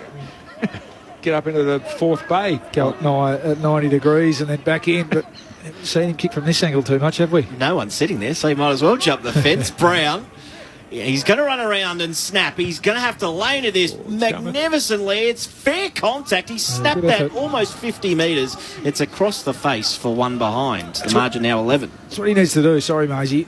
Hardigan's a good matchup for him. Ben Brown at his best. He needs to be on the move and coming at the footy. Hardigan will be happy to stand and wrestle with him. When he's got the space in front of him, Ben Brown, we know he's at his best when he's leading up at the footy, using his aerobic capacity. Burgoyne plays on from the kick out. He's long ball to the wing, but Petty takes the intercept mark. And Petty can dump it back inside 50 for the Demons. Late in the second term. Kicks in the Gawn direction. They come from all directions. Set the back. McDonald got a hand on it. Spills down to Bramble. He keeps it alive. Hand pass to Granger Barras. And he steps out of bounds. That's okay with everyone. We'll have a boundary throw in forward pocket for the D's. You need to hang on to the Hawks here. We're down to under a minute to go. They've done really well this quarter. They need to hang on to this stoppage. D's looking to respond. Gawn palms it down. Oliver jumps on top of the footy, hands it out. Jordan, hurried kick, top of the goal square. Back, O'Brien, hands to it, can't complete the mark. Socket away by McDonald to his own advantage, collects in the pocket. Snaps a high ball back to the top of the goal square. McAvoy goes up, could have marked, decided to spoil. And O'Brien hands it away to Mitchell in the back pocket for Hawthorn. Mitchell hugging the boundary line. It's not a bad kick, although Lever can mark that uncontested. Keeps on going. Pulls the trigger from 50 to the top of the square. Gord one grab, not quite the second. Tackle, ball spills free. And jumping onto it is Bramble. He tries to bust his way out of the grasp of Cozzy Pickett. Got rid of him. Didn't get rid of Jordan, who had him held tight. Ball up. Gaunt to space. Phillips for the Hawks, hand pass, and they've escaped just in the last minute or so there, Hawthorn. Good turn by the Hawks. They kicked 4 goals to 2 to get themselves right back in this one. The margin is 11 points at half-time. 6-7-43 Melbourne, 5-2-32 Hawthorn. The goal kickers, 2 to Fritsch in that second term. Brown, Hunt, Spargo and Neil Bullen all have singles for the D's. Meanwhile, for the Hawks, all single goal kickers. Bruce, Howe, Kajitsky, McAvoy and Phillips. Second day of the 5th lockdown for Melbourne, so there's not a soul in the stands. And an unusual feeling, but unfortunately one which is repeating on us. The two teams just starting to get themselves in a little bit of a huddle now as they make their way off the ground at the half. They kicked the last three of the quarter, Melbourne, Hawthorn, all came time on in that second term. Earlier today, the Dogs by 11 points over the Suns. Jamari Ugle-Hagan with 5 marks and 3 goals in his second game of AFL footy, and a 13-point win for Port Adelaide over St Kilda much earlier today at Docklands. Half-time here, margin back to 11 points. It was out to 27 at one stage in that quarter. Nathan Burke and Luke Ball with us on Grandstand AFL. Yeah, I thought they were really good again, the Hawks. And in the end, I think Burkey got their reward, got their just reward. Now, Melbourne were able to lock it in the last couple of minutes of that quarter and get some repeat inside 50s. But up until that last 90 seconds, the Hawks led the inside 50 count 12-10, ended up Melbourne 14-12.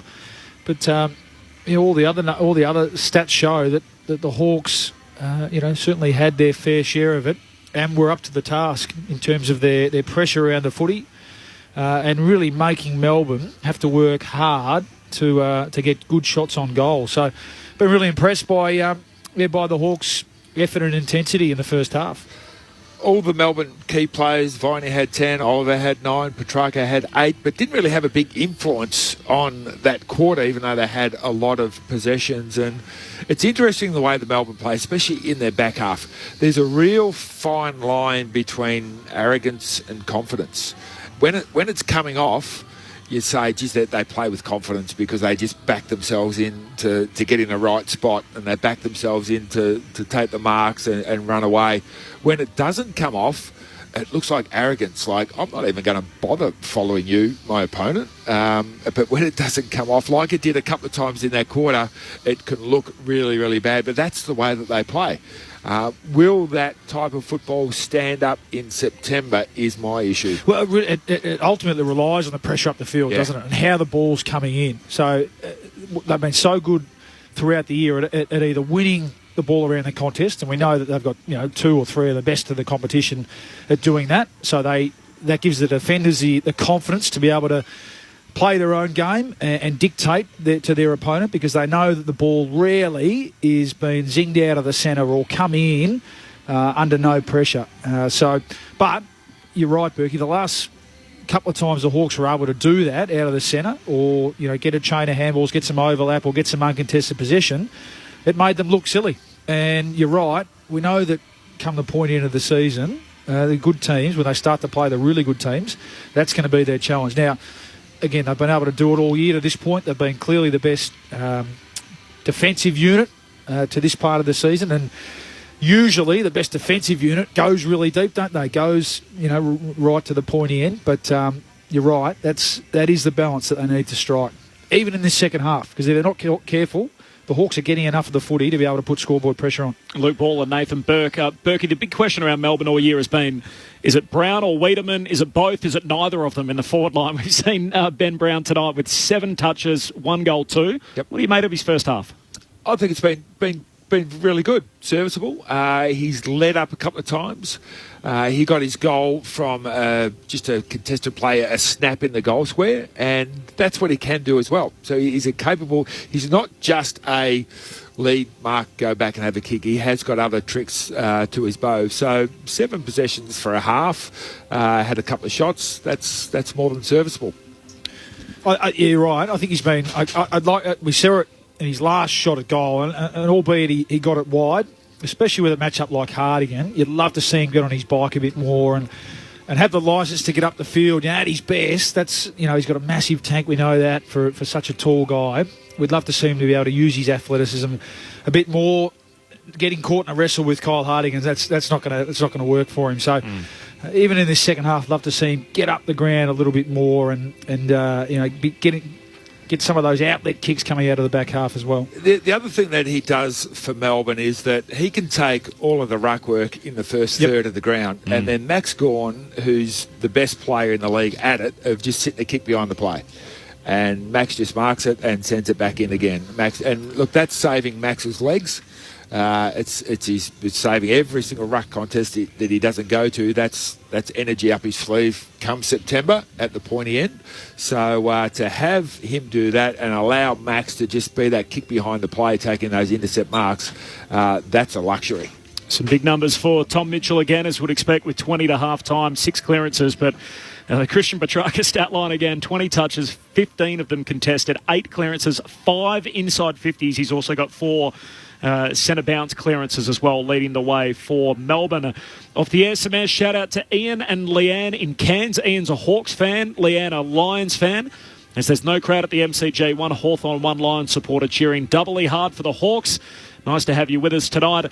No name, no pack drill on this, but enjoying a call with no power in South Australia after a wild night of weather. So best wishes to you and great to have you with us. And Graham in Carnup, in Western Australia. Lads, we've got a 14-hour break in the rain after 2 weeks of rain. A leaf burn, some frothies and the footy. Can it get any better than that? We've got a picture attached. He also says, Corby, Kangas and Bombers tomorrow. Could this be the nail in their finals endeavour against North Melbourne tomorrow? Of course, a big date for the Dons. 4 games still to come tomorrow. 2 completed already today. And the highest profile player in the game out for the remainder of the season. We'll tell you all about that next.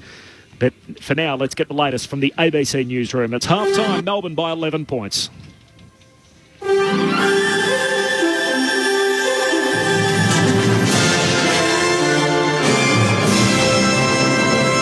ABC News with Satyam Weinstein. Greater Sydney is bracing for more stringent lockdown measures from midnight as the state records 111 new COVID cases. Cecilia Connell with the details. A man in his 80s has died in Sydney's southeast after contracting the virus. Of the 111 new cases, up to 42 were in the community while infectious. The Premier, Gladys Berejiklian, says that's still too high. Unfortunately, this number is stubborn.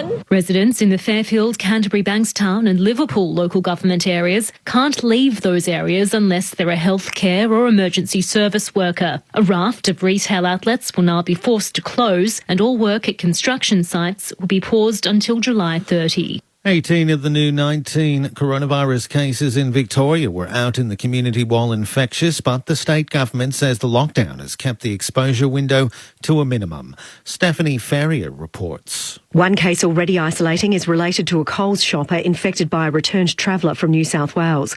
Health Minister Martin Foley says the remainder were only infectious for under 2 days. That measure is really important because it shows the value of going hard and going early. There are now 14 cases from the MCG, 7 connected to the Young and Jackson Hotel, and more teachers and students infected.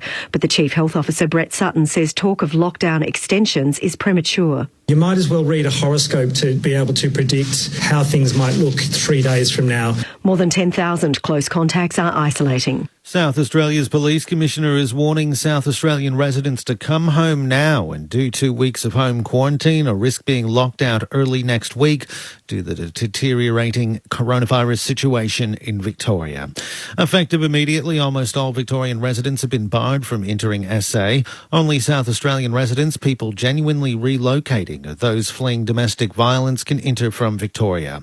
Police Commissioner Grant Stevens says it's likely there will be plans to prevent South Australians from returning next week without a specific exemption.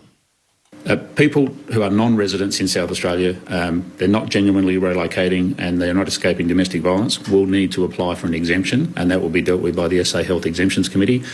And there are set criteria that Health are prepared to consider, and usually that will include compassionate grounds, end-of-life visits and those sorts of things. The federal opposition leader is arguing the Prime Minister has failed to provide equal financial support to states and territories hit by coronavirus outbreaks. A support package was offered to the New South Wales government earlier in the week in a bid to cushion the blow from the lockdown of Greater Sydney. A tweaked version was offered to Victoria on Thursday after the state announced a snap lockdown. Anthony Albanese says there's a severe lack of consistency in how Scott Morrison is handling the COVID-19 crisis. There was a lot of confusion out there with 3 different iterations of the support packages announced in just 1 week. What people need is more certainty and more clarity of message from the government. Coronavirus infections and deaths have reached record highs in Thailand. In the past 24 hours, there have been more than 10,000 new infections and 141 deaths. The government's imposed a national ban on gatherings and announced a 2-year jail term, large fines for breaches. Thai health workers are battling both the Delta and Alpha variants of coronavirus. Britain has recorded 50,000 new COVID-19 cases in a day, just 2 days before the government plans to lift nearly all restrictions. Larry Buttrose reports. Britain is now experiencing a fourth wave of coronavirus infections, but with vaccination rates high and deaths remaining low, the restrictions are still planned to be lifted on Monday. Britain has administered more than 82 million vaccine doses to its population of just over 68 million. Across the Channel, cases are rising too in France, as well as Spain, although there too, death numbers are far lower than earlier in the pandemic. Holiday favourite Greece is also seeing steeply rising infections, but it's recording many fewer deaths too. Tomorrow's AFL match between North Melbourne and Essendon appears to be going ahead despite players and officials being put into isolation over exposure to a Tier 1 COVID site in Melbourne. The Kangaroos have confirmed they have one AFL-listed player who's in isolation. There were reports one player and two staff members from Essendon are in isolation, as are 4 Sydney staff members. You're up to date with the latest from ABC News. ABC Sport on Social is your sports conversation on the go. Video, player insight and analysis. This is the content you never knew you needed. Get ABC Sport wherever you scroll. If you're not going through an emergency situation right now, it might be the perfect time to explore the all-new ABC Emergency website. ABC Emergency lets you search for incidents near you, or you can check on other locations around the country. There's also a handy button that lets you listen to the local ABC radio station closest to the emergency. abc.net.au/emergency. Save it in your favourites now and keep listening to ABC Radio, your emergency broadcaster. The 2021 AFL Premiership season on ABC Radio and on ABC Sport Digital. Short kick to true centre half forward, finds Oliver who darts the ball inside 50. Wonderful kick to space and the mark is taken by Fritsch. Fritsch to come in. He will kick from just inside 50. Kicks better than his first. Can he sneak it in? He does. Bruce kicks to the hot spot. Free kick for a hold. It's going McAvoy's way and Hawthorn will get it. It'll come 35 metres out, just left of centre. Botched his first set shot. McAvoy on his second. That's better. Didn't flush it off the tee, but it got to where he needed it to go. Went straight in the finish. Vandenberg, who got through one tackle, kicks inside 50. Fritz waiting for it at the back. Nice shove in the back to Frost, or he might have been too overzealous in his attempt to mark. Fritz snaps the easiest of goal, his second of the night. Nice contest there by Jekka. Front centre is Cousins, who kept on running. Wonderful effort by the young man and spears the pass off his left to Kajitsky, 20 out directly in front. Cousins deserves the reward. Kajitsky with the responsibility and he doesn't let him down. Straight through the middle. Greaves clever, hacks it off the deck inside 50. Cousins marks, not 15. Hand pass to Phillips, snaps goalward, that'll do. Hand pass to Langdon. Langdon blind, hand pass inboard. Warple on hands and knees. Hand pass is a good one. It finds Bruce, who kicks, snaps goals. 3 in a row for the Hawks. The 2021 AFL Premiership season on ABC Radio and on ABC Sport Digital. Sounds of the second term. Hawthorn rally in late. They kicked the last 3 of the quarter. Corbin Middlemass alongside Andrew Mays at an empty MCG. Melbourne by 11 points at the half. They did get it out to 27 at one stage. Our grandstand AFL experts Nathan Burke and Luke Ball, Tim Hodges on the boundary, still awaiting the teams to make their way up the tunnel to start the second half. Now, earlier today, the Dogs by 11 points over the Suns. Jamari Ugle-Hagan, after a quiet debut, the number 1 pick, had 5 marks, including 1 superb contested grab, and he went back to kick what was his 3rd goal, so 3 goals straight for Jamara. The Dogs by 11 points. And earlier in the day, Port Adelaide 13-point winners over St Kilda. Port returning to Adelaide tonight. They had the fly-in, fly-out duties. They're under their own lockdown provisions until they return a negative test and 2 days of isolation before rejoining the community. While St Kilda, they head to Perth tonight for a week of quarantine before playing the Eagles. I hate the conversation that it's always, the season's on a hair trigger, and we kind of get to a point where we think, the AFL will find a way to keep it going. But it feels like at the moment the season's on a hair trigger, that this is as close as they have been, given the amount of exposure sites and the players that have visited those and then also moved into state with, the rest of the team and everybody else involved. So some big days ahead. We've got players that are undertaking, 14 days quarantine that are considered tier 1 sort of exposure contacts, sort of very close quarters with somebody that has tested positive for the virus. So there's 8 teams involved. Collingwood, Essendon, GWS, Sydney, North Melbourne, St Kilda, Hawthorn and the Western Bulldogs. And you look at that list of teams, so out of the 8, 5 of them are already interstate. So they've already travelled elsewhere. Players now going to have to be locked down. So this is extremely delicate for the AFL. It is. Yeah, it is, isn't it? And, I mean, we hoped it wouldn't get to this again, I reckon, Berkey, but it was always going to be the possibility, wasn't there, going into the season. And you just wonder whether, there is the provision to push the season back, like we saw last year, whether it's an opportunity or whether they consider just having a week or 2 off. I reckon the players wouldn't mind it. What are we, round 18, mid to late July. A lot of injuries at the moment, isn't there? It's that time, it's the grind, it's that time of year anyway. I wonder whether that's a circuit breaker that might have an impact, might just allow, because part of it's the mental side. I'm interested to talk to some of the players that part of it's just the mental strain of doing it 2 years in a row, and even just having to. So these guys were going to play early today, and they get told last night that they're shifting, just little things like that. And again, I know that they'll say that they're a privileged position to be able to do it still and all that sort of stuff, but they are human beings, and I wonder whether that's an option. The other question is, how many games makes a season? So this is 18? So we'll have last year 17, we had 17. Yep.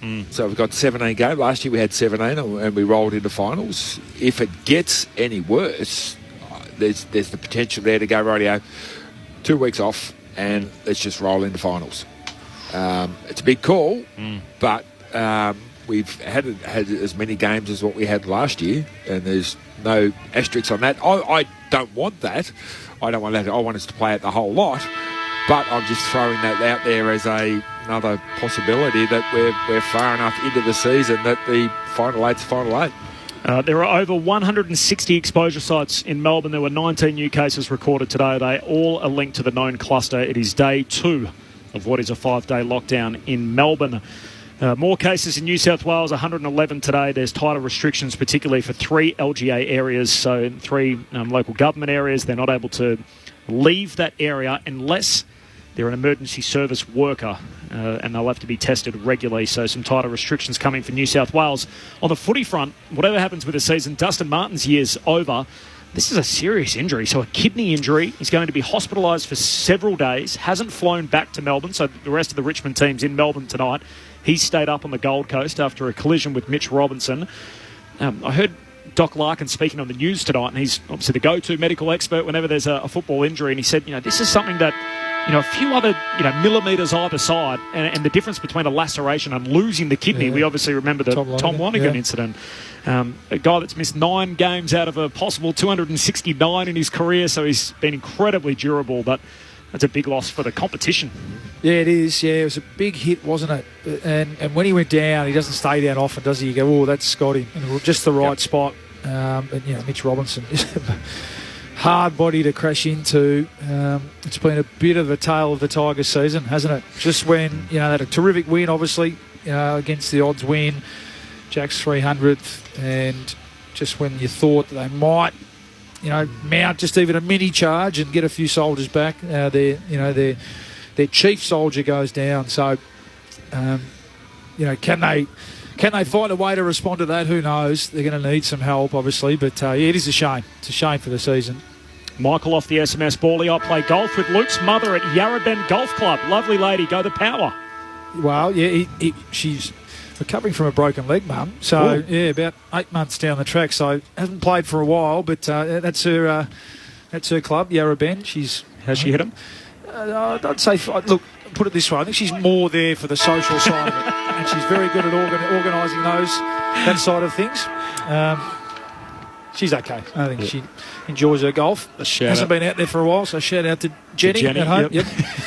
Melbourne by 11 points, second half action. Here's Andrew Mays on Grandstand AFL. Oliver having his right arm held at the stoppage, so he'll get the free kick and drive the D's inside 50 to start this second half. Frost went the double-fisted spoil, standing in front of the pack. McAvoy drifting back, just socketed out of there, as did Bruce. Now a chance for the Hawks. Kick up forward is a good one towards Warple, who can get and go. He just pauses for a moment, and that might be 50 metres.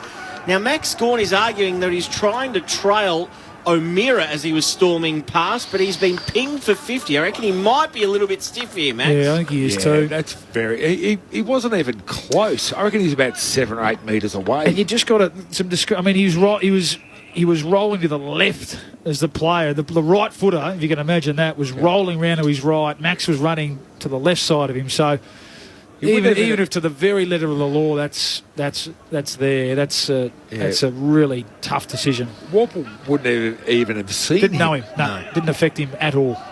Warple comes in from the top of the square and kicks the opening goal of the second half. A bit of a fright here for the D's. The margin is back to 5 points in the opening minute. Yeah, a little bit of common sense there from the umpire. Look, he was a good 7 or 8 metres to the left of Warple. He was probably 5 metres behind his opponent, running through at high pace. The play was facing the other direction. Just let that go. You don't need to give away a goal in a six goals each, low-scoring game. Big penalty. Don't need that sort of stuff. Yeah, great kick, though, from Jager O'Meara to set that up. Good clearance work from the Hawks, so good to see them jump out of the half-time gate strong. O'Meara, a bit of the footy in the first half, but only kicked it at 13%. So, he had 8 kicks. I think that's the first one that hits the target. So, that's a really good start, albeit with a bit of luck from that decision for the Hawks. All of a sudden, 4 in a row for Hawthorn either side of half-time. Gawn wins it down. Viney, quick hands to Petrarca, gives it back to Gawn. Floats a drop punt inside the forward 50. Took a kind bounce for McDonald, waiting at the back and gets one back for Melbourne. Pokes it about 6 rows back from the top of the goal square. And Max Gawn, that ugly floater inside the forward 50, turns out okay. Melbourne back up by 11 points. 2.5 played, third term, a goal each to start the second half. Well, the floater inside 50 was ugly for Max, but the actual tap at the centre bounce was a masterpiece of ruck work. Had Viney behind him, he jumped up, flipped it straight back over his head, couple of handballs, ends up back with Max. A bit of a mongrel kick inside forward 50. But Hardigan probably could have done a better job of standing up under the McDonald push. McDonald just gave him a little bit of push in the back, got the ball over the back and ran into an empty goal. So Hardigan, if he had his time again, he'd be a tad stronger on his opponent. So a goal apiece shootout in this second half so far. 2 minutes in, 2 goals. And the margin back to 11 points, which is what it was at half-time. Ball bounced in the middle. Gawn trying to find Viney on the second occasion there in a row. Couldn't do so. High tackle, though. O'Meara gets the hand pass to Mitchell quickly. Kicks a high ball inside 50. No mark to Jekka. More roving front and centre through his legs. Jekka, hand pass to Shields. And then a hand pass wider to Phillips. Going the fend from his hand pass was O'Meara. And now Mitchell comes in to mop up. Kicks inside 50. No mark taken. Taken in a strong tackle was Salem. Slammed to ground. Now there's a high free kick that's been paid by the out-of-zone umpire. Yeah. It is going Hawthorn's way and it will go the way of Bruce. I thought young Cousins was a little bit stiff not to get a free kick there. Yeah, it was almost like the square up, wasn't it? Yeah, he came running out and got a good shove as he was going for the mark. But Luke Bruce will think his way around. This is 45-degree angle, but he's going for the around-the-corner kick. Yeah, going the snap. He'll have to kick from 30. He snaps and snaps nicely. One of the best in the comp around the corner, Luke Bruce. He has 2. The Hawks have 7, and the margin is back to 5 points. Nice finish. Yeah, just the centre bounce, though, again. How important the centre bounce. The first 3 goals, what are we, 4.5 minutes into this quarter. Berkey, 3 centre bounce clearances, 3 goals. So the game is starting to open up a bit, and you're right, there were a couple of almost half free kicks then that could have gone the Hawks' way, and in the end, I think probably the softest one did get paid by the out-of-zone umpire, but from a Hawks point of view, is in pretty good hands. And he's been good, Bruce. I thought he started really well. He had 10 possessions, 6 score involvements, 2 goals, 1. So I thought he looked really lively early on, and he's continuing his form. So really yapping at their heels, aren't they, the Hawks? This has been a really good performance. Fell 27 points down, time on in the second term. We're now 4 minutes into this third quarter, and they're within 5 points. Back in the middle, Gawn grabs it out of the ruck, tumbles a kick forward. Neil Bullen trying to draw the free, tackled by Bramble. And Matt Stavic, the most experienced umpire in the game, is not having any of that. Calls for a ball up here, front edge of the centre square for Melbourne. Up it goes. Gawn whacks it down behind. Warple soccers it 30 metres in the other direction. Lever spoils into the lap of Viney. Hand pass to Salem, who went down awkwardly, and he was taken high on the way down. See how he gets up here, Christian Salem, after his fall. He seems to be all right, so he's going to get the free alongside the centre circles. Thought he was going to pay 50 there for a little bit of a shove by Mitchell. One player not happy with that call. You can hear the from all the way up here. It's kicked inside 50 from Salem. No mark taken. Neil Bullen front and centre. He's taken in a very strong tackle. Umpire calls for it. 40 metres out, directly in front. Chance for the D's. They lead this by only 5. 6 minutes played. Third term on Grandstand AFL. Brown to do the ruck work. Reeves reached over the top of him and then does some work at ground level. Tries to rip the ball away from Cozzy Pickett. The hand pass back towards Moore. Pickett might have copped him high. He did. Again, a little too enthusiastic in his tackle and just came in head high as Shields was facing in his direction. Shields kicks it out of there. Hibbert tried to intercept, had a fumble, went back to get it, and then a strong tackle by Brockman sees him out of bounds, 60 metres from the Melbourne goal. Tim Hodges on the boundary. Hodgie, always weird nights. How are things down there? No, not much to add. Sorry, Corbin. It's weird and there's no atmosphere and it's eerie. And I tell you what, it does make you think about the Olympics, how bland that's going to be over the next few weeks and how difficult for those athletes it's going to be. Free kick for the boundary throw-in, going to the Hawthorn ruckman in Ned Reeves. His third game, kicks down the wing. Paddy crashes the pack. Ball spills to Viney. Hand pass to Hibbert. To Gawn, under pressure as he's been tackled, can't get a kick away, pack forms around him. Hump lets them go. McAvoy tried to soccer it, ricochets to Mitchell, hand pass to Reeves, kicks Hawthorn back around the wing. Kazitsky knocks it down to Cousins, who has a little fumble, and it's out of play right in front of the interchange. Hawks forwards have to make sure they don't get sucked up into that midfield play too much, because there was 4 Melbourne defenders all sitting back by themselves. If that ball doesn't go out of bounds, it's in Melbourne's forward 50. D's by 5. Gawn slaps it forward only as far as Phillips. He snaps a ball about 15 metres around the corner. It spills out of bounds in front of Warple, who's ushered to the interchange bench. Picks himself up. He goes back to try and win another clearance for the Hawks. Ball tossed back into play. D's by 5. Reeves, with the outside of his palm, was looking for Warple. Just missed him. Vandenberg with a kick around the boundary line. And it is carried over by Hardigan, who sees Ben Brown sprint away from him and straight off. A lot of this sort of play, isn't there, Berkey? In between the arcs, both teams tight and tough inside. Not a lot of free-flowing ball movement. It suits the Hawks, though, I think. Reeves and Gawn. Reeves goes down, wins the hit out. Gawn second time, slaps it forward. Viney through traffic. Hand pass to Petrarca, 60 out, half forward. Kicks inside 50. McDonald hand to it. Slips out the back though. And Granger Barras, last line of defence, can rebound out a defensive 50 for Hawthorn. Rivers collects, Moore tackles him, spills out of play. And a throw in 60 out for the Melbourne goal. Well, one guy does suit is Jack Viney. He's starting to have a real influence on this game. 22 possessions, 12 contested. Petrarca getting involved too. He's up to 22, 6 inside 50s. Ball will be tossed back in, 60 around from the D's goal. Jackson tapped to the front of the pack. Oliver Robes, kick high, inside 50. Gawn underneath it, punched away from him. Nice defence by the Hawks. It almost spurts out the side of the pack. McDonald happy to keep it in, as is Burgoyne. And we'll have a ball up 30 metres out directly in front. One thing I don't understand is modern footy. You've got Petrarca, Viney and Oliver with no plays on them at a stoppage. Gawn down to Petrarca, who hardly took possession, got a kick away, it travelled 10 metres, picking it up was Hardigan. He was tackled immediately. Nice effort by young Spargo.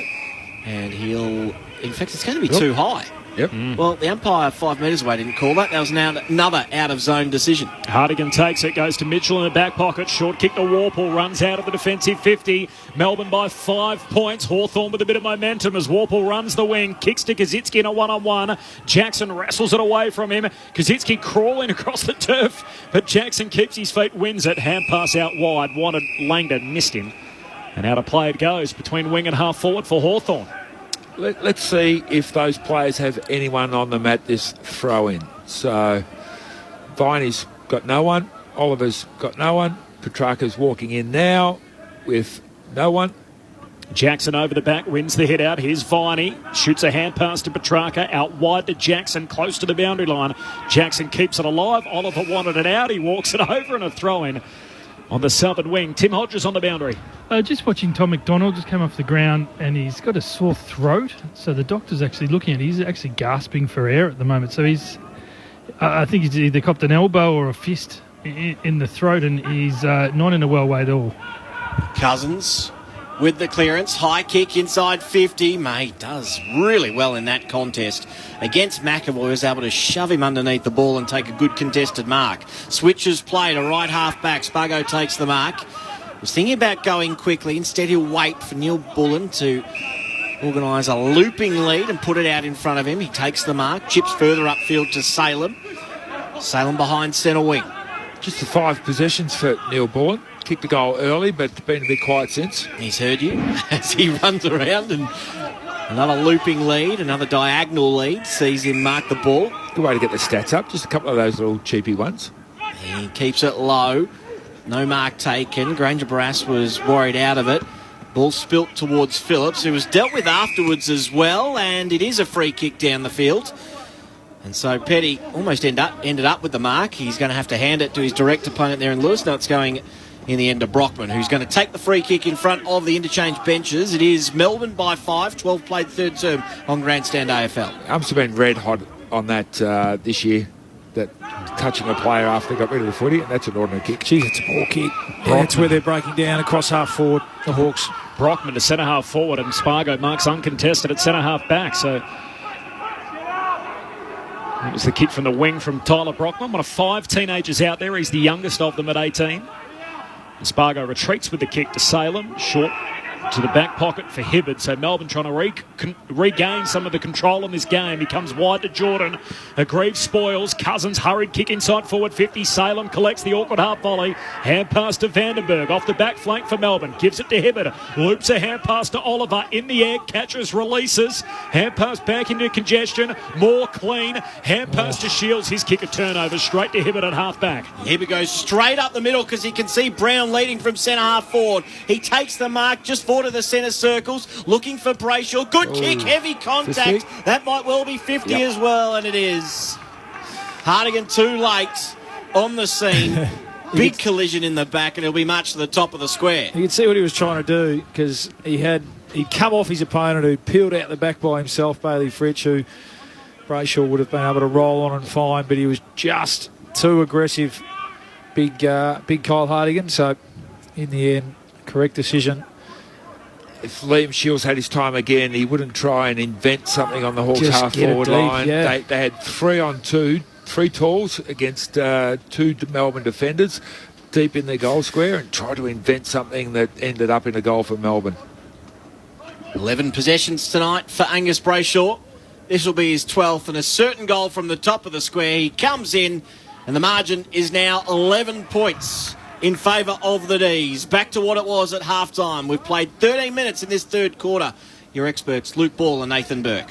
And that's the difference in the end, isn't it? The decision-making. And Liam Shields is obviously a premiership player, very experienced player, but against the good teams, just play the percentages and don't try and create something. And it was a turnover goal, really, wasn't it? From one end to the other, from D50 to into inside 50, and again you can see what Kyle Hartigan was trying to do. He was a little overzealous and probably would have been a pretty easy shot on goal anyway if Brayshaw would have been able to roll on, but a real 2-goal swing, isn't it, at an important time in this game for the Hawks. So disappointing, but they're still within range.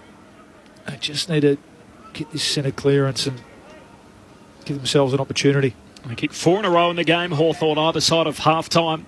Got within 5 points twice, back to 11 Melbourne's way, 14 minutes into the quarter. Back in the middle, Reeves wins the hit out straight down to Shields. He's locked up. Pack forms around him. He's in trouble, Shields. Bottom of the pack, stacks on the mill and holding the ball. So free kick for Melbourne. Viney stands up with the footy.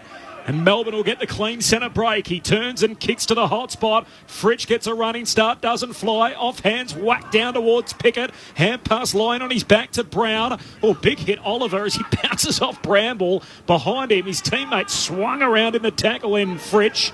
Umpire still lets them go. Eventually, Reeves is drilled to the ground as he takes possession. And a ball up, 45 out from Melbourne's goal at true centre-half forward. Been impressed with young Greaves this game as a small back on Cozzy Pickett there, right with him, the front and centre. Jackson palms it down. Shields might have been taken out of it. He was. Free kick going to the Hawk, the experienced Hawk, Liam Shields. This is 237th game of his career. Flares it out wide. Howe takes the mark and gets on his bike straight away, looking for something further up the field. Shocking kick out of bounds on the full, straight over the head of Kajitsky. And Gawn would have taken the mark anyway. He chips inboard. And the mark is taken by Vandenberg, who hits the ground running from centre wing, gets to half forward, kick, almost gets over the back. Pickett's dangerous here and he sockers. Oh, brilliant. What a goal. Off the left, and he threaded the eye of the needle. 9-7-61. 7-2-44 the Hawks. 16 minutes played in the third term. Get a game at the Olympics for the Ollie Roos doing that sort of stuff. Yeah, certainly poached that one. I'm just trying to picture the Hawthorn player who, again, was in the best position to mark the ball, but let the ball slip through their hands over the back of the pack, and another goal to Melbourne. It was really, it should have been preventable by just the Hawthorn player. Here it is. It's Hardigan again, was it? Yep. Yeah. Hardigan again. Had his player out of the way, got Big Ben Brown under the footy, but just let the ball go over the back, and it kills you. There's a couple of goals tonight. There's probably 3 or 4 that the Hawthorn defence will look back and say, you know what, we should have stopped those. We should have really stopped those. They've given them some cheapies. Tim Hodges on the boundary. Tom McDonald, Corbin, he copped a knock to the throat. He was left alone for just a couple of minutes. He's finally feeling okay and he's back out on the field. Melbourne by 17 points. Reeves down to O'Meara, dispossessed in the tackle. Loose ball, middle of the ground. Vandenberg collects, wrapped up by Shields, fights at the tackle. Somehow got boot to ball. Neil Bullen off the square, races in, collects. Bramble's got him. Again, the umpire gives them time to let the ball come out. Moore standing over the top of it, drilled to ground in the tackle. And again, the umpire says play on, just like a rolling maul from the rugby the other night. And eventually O'Meara's taken to ground. Would have another stoppage alongside the centre circles. Melbourne by 17, approaching time on in the third term. Tossed up, Gawn. He's tapped sharp by O'Meara, who hit the ground hard as he came down. And it's locked to him. Another ball up to take place. Still only 10 metres north of the centre circles. Gawn just whacks it out of there. He's had enough, Max. Pickett coming up from a flank was able to hand pass quickly to Spargo. He's tackled immediately. We're going in 10-metre surges here. And the ball locked up about 65 from goal. Certainly going to know they've had a game tonight, the D's. The tackle pressure's been really good from the Hawks. Reeves gets first hands on the footy. Neil Bullen tried to draw the free kick, not forthcoming. Gawn to Petrarca, back to Gawn, all in close.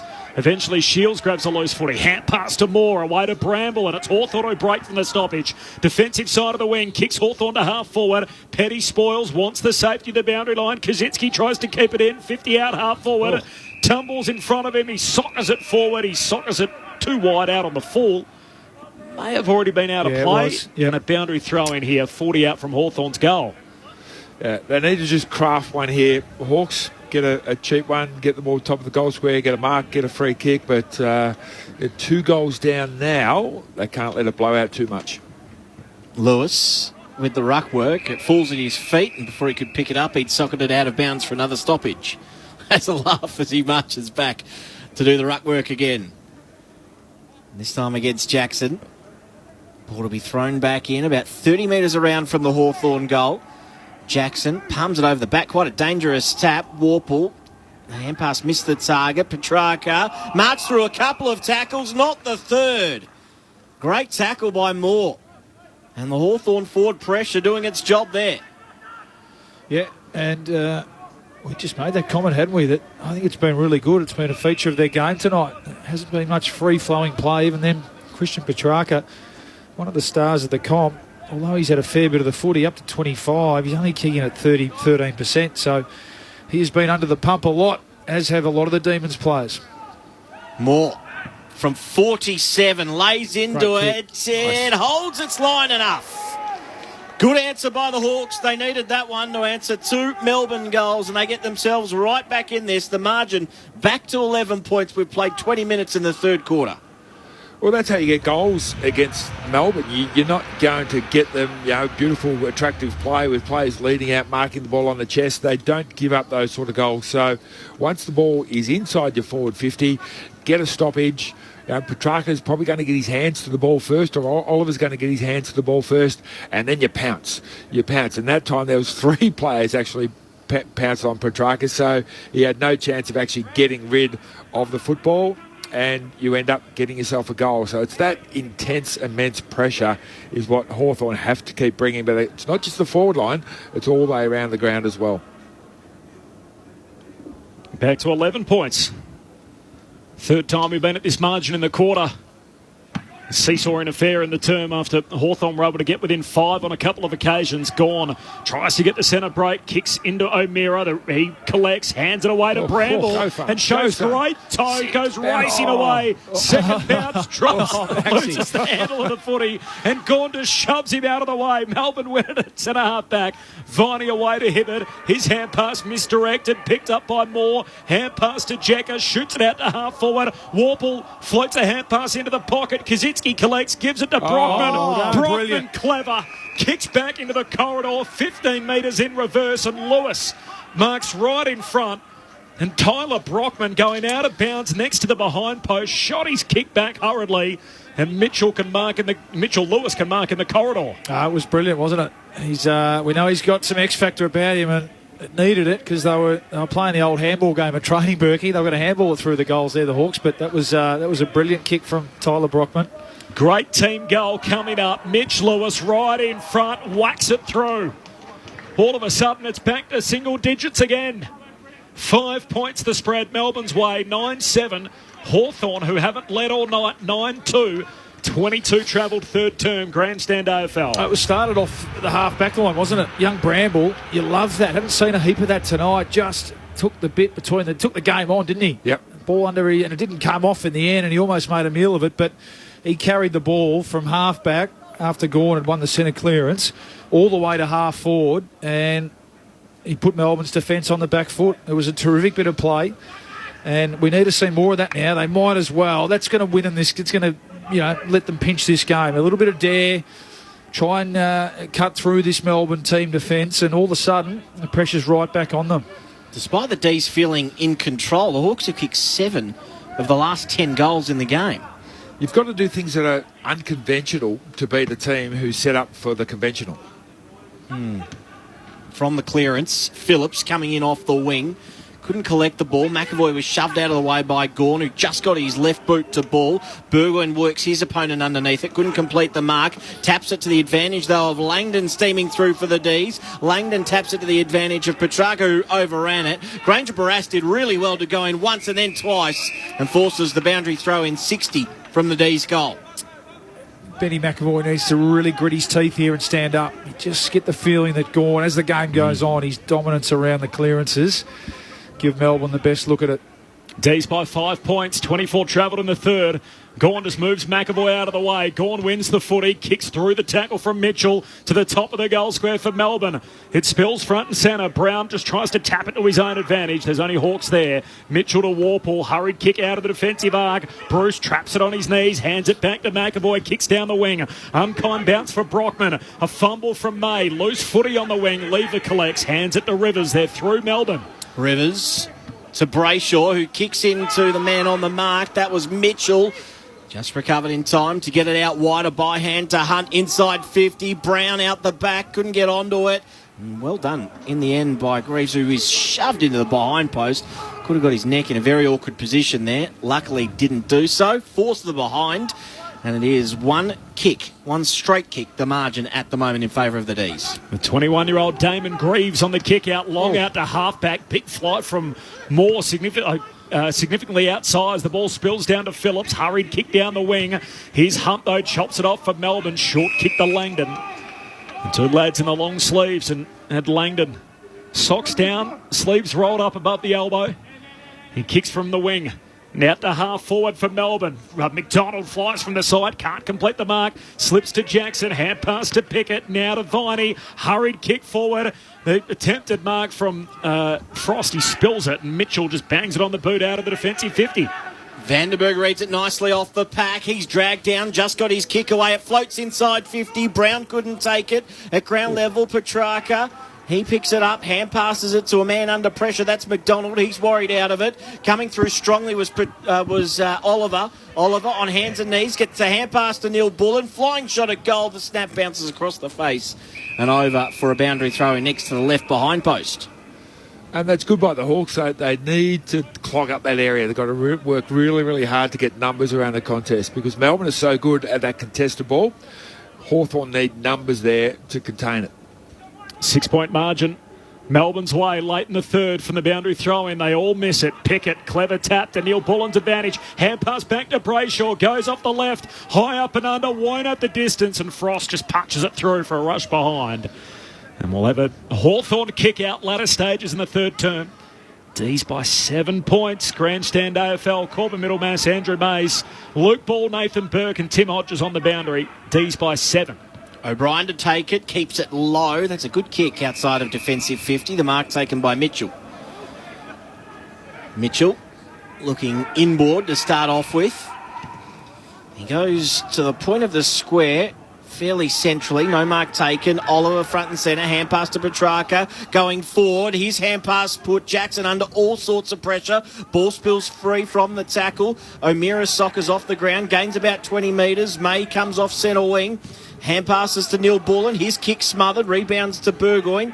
Burgoyne, the underground hand pass. It's going to work okay. Coming through was O'Meara. His hand pass knocked down. It's pretty scrappy out there at the moment. O'Meara goes in again. He ended up tackling May, who didn't have the ball. Now a chance for the Hawks. They've got a couple of numbers behind the ball here. One of them's McAvoy.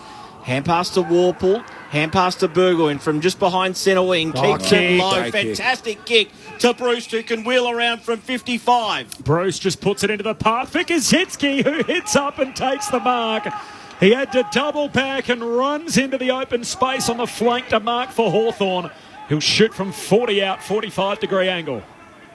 Burgoyne's kick there. Melbourne had 4 players back, just protecting that space, but he just pulled it to the left of all of them.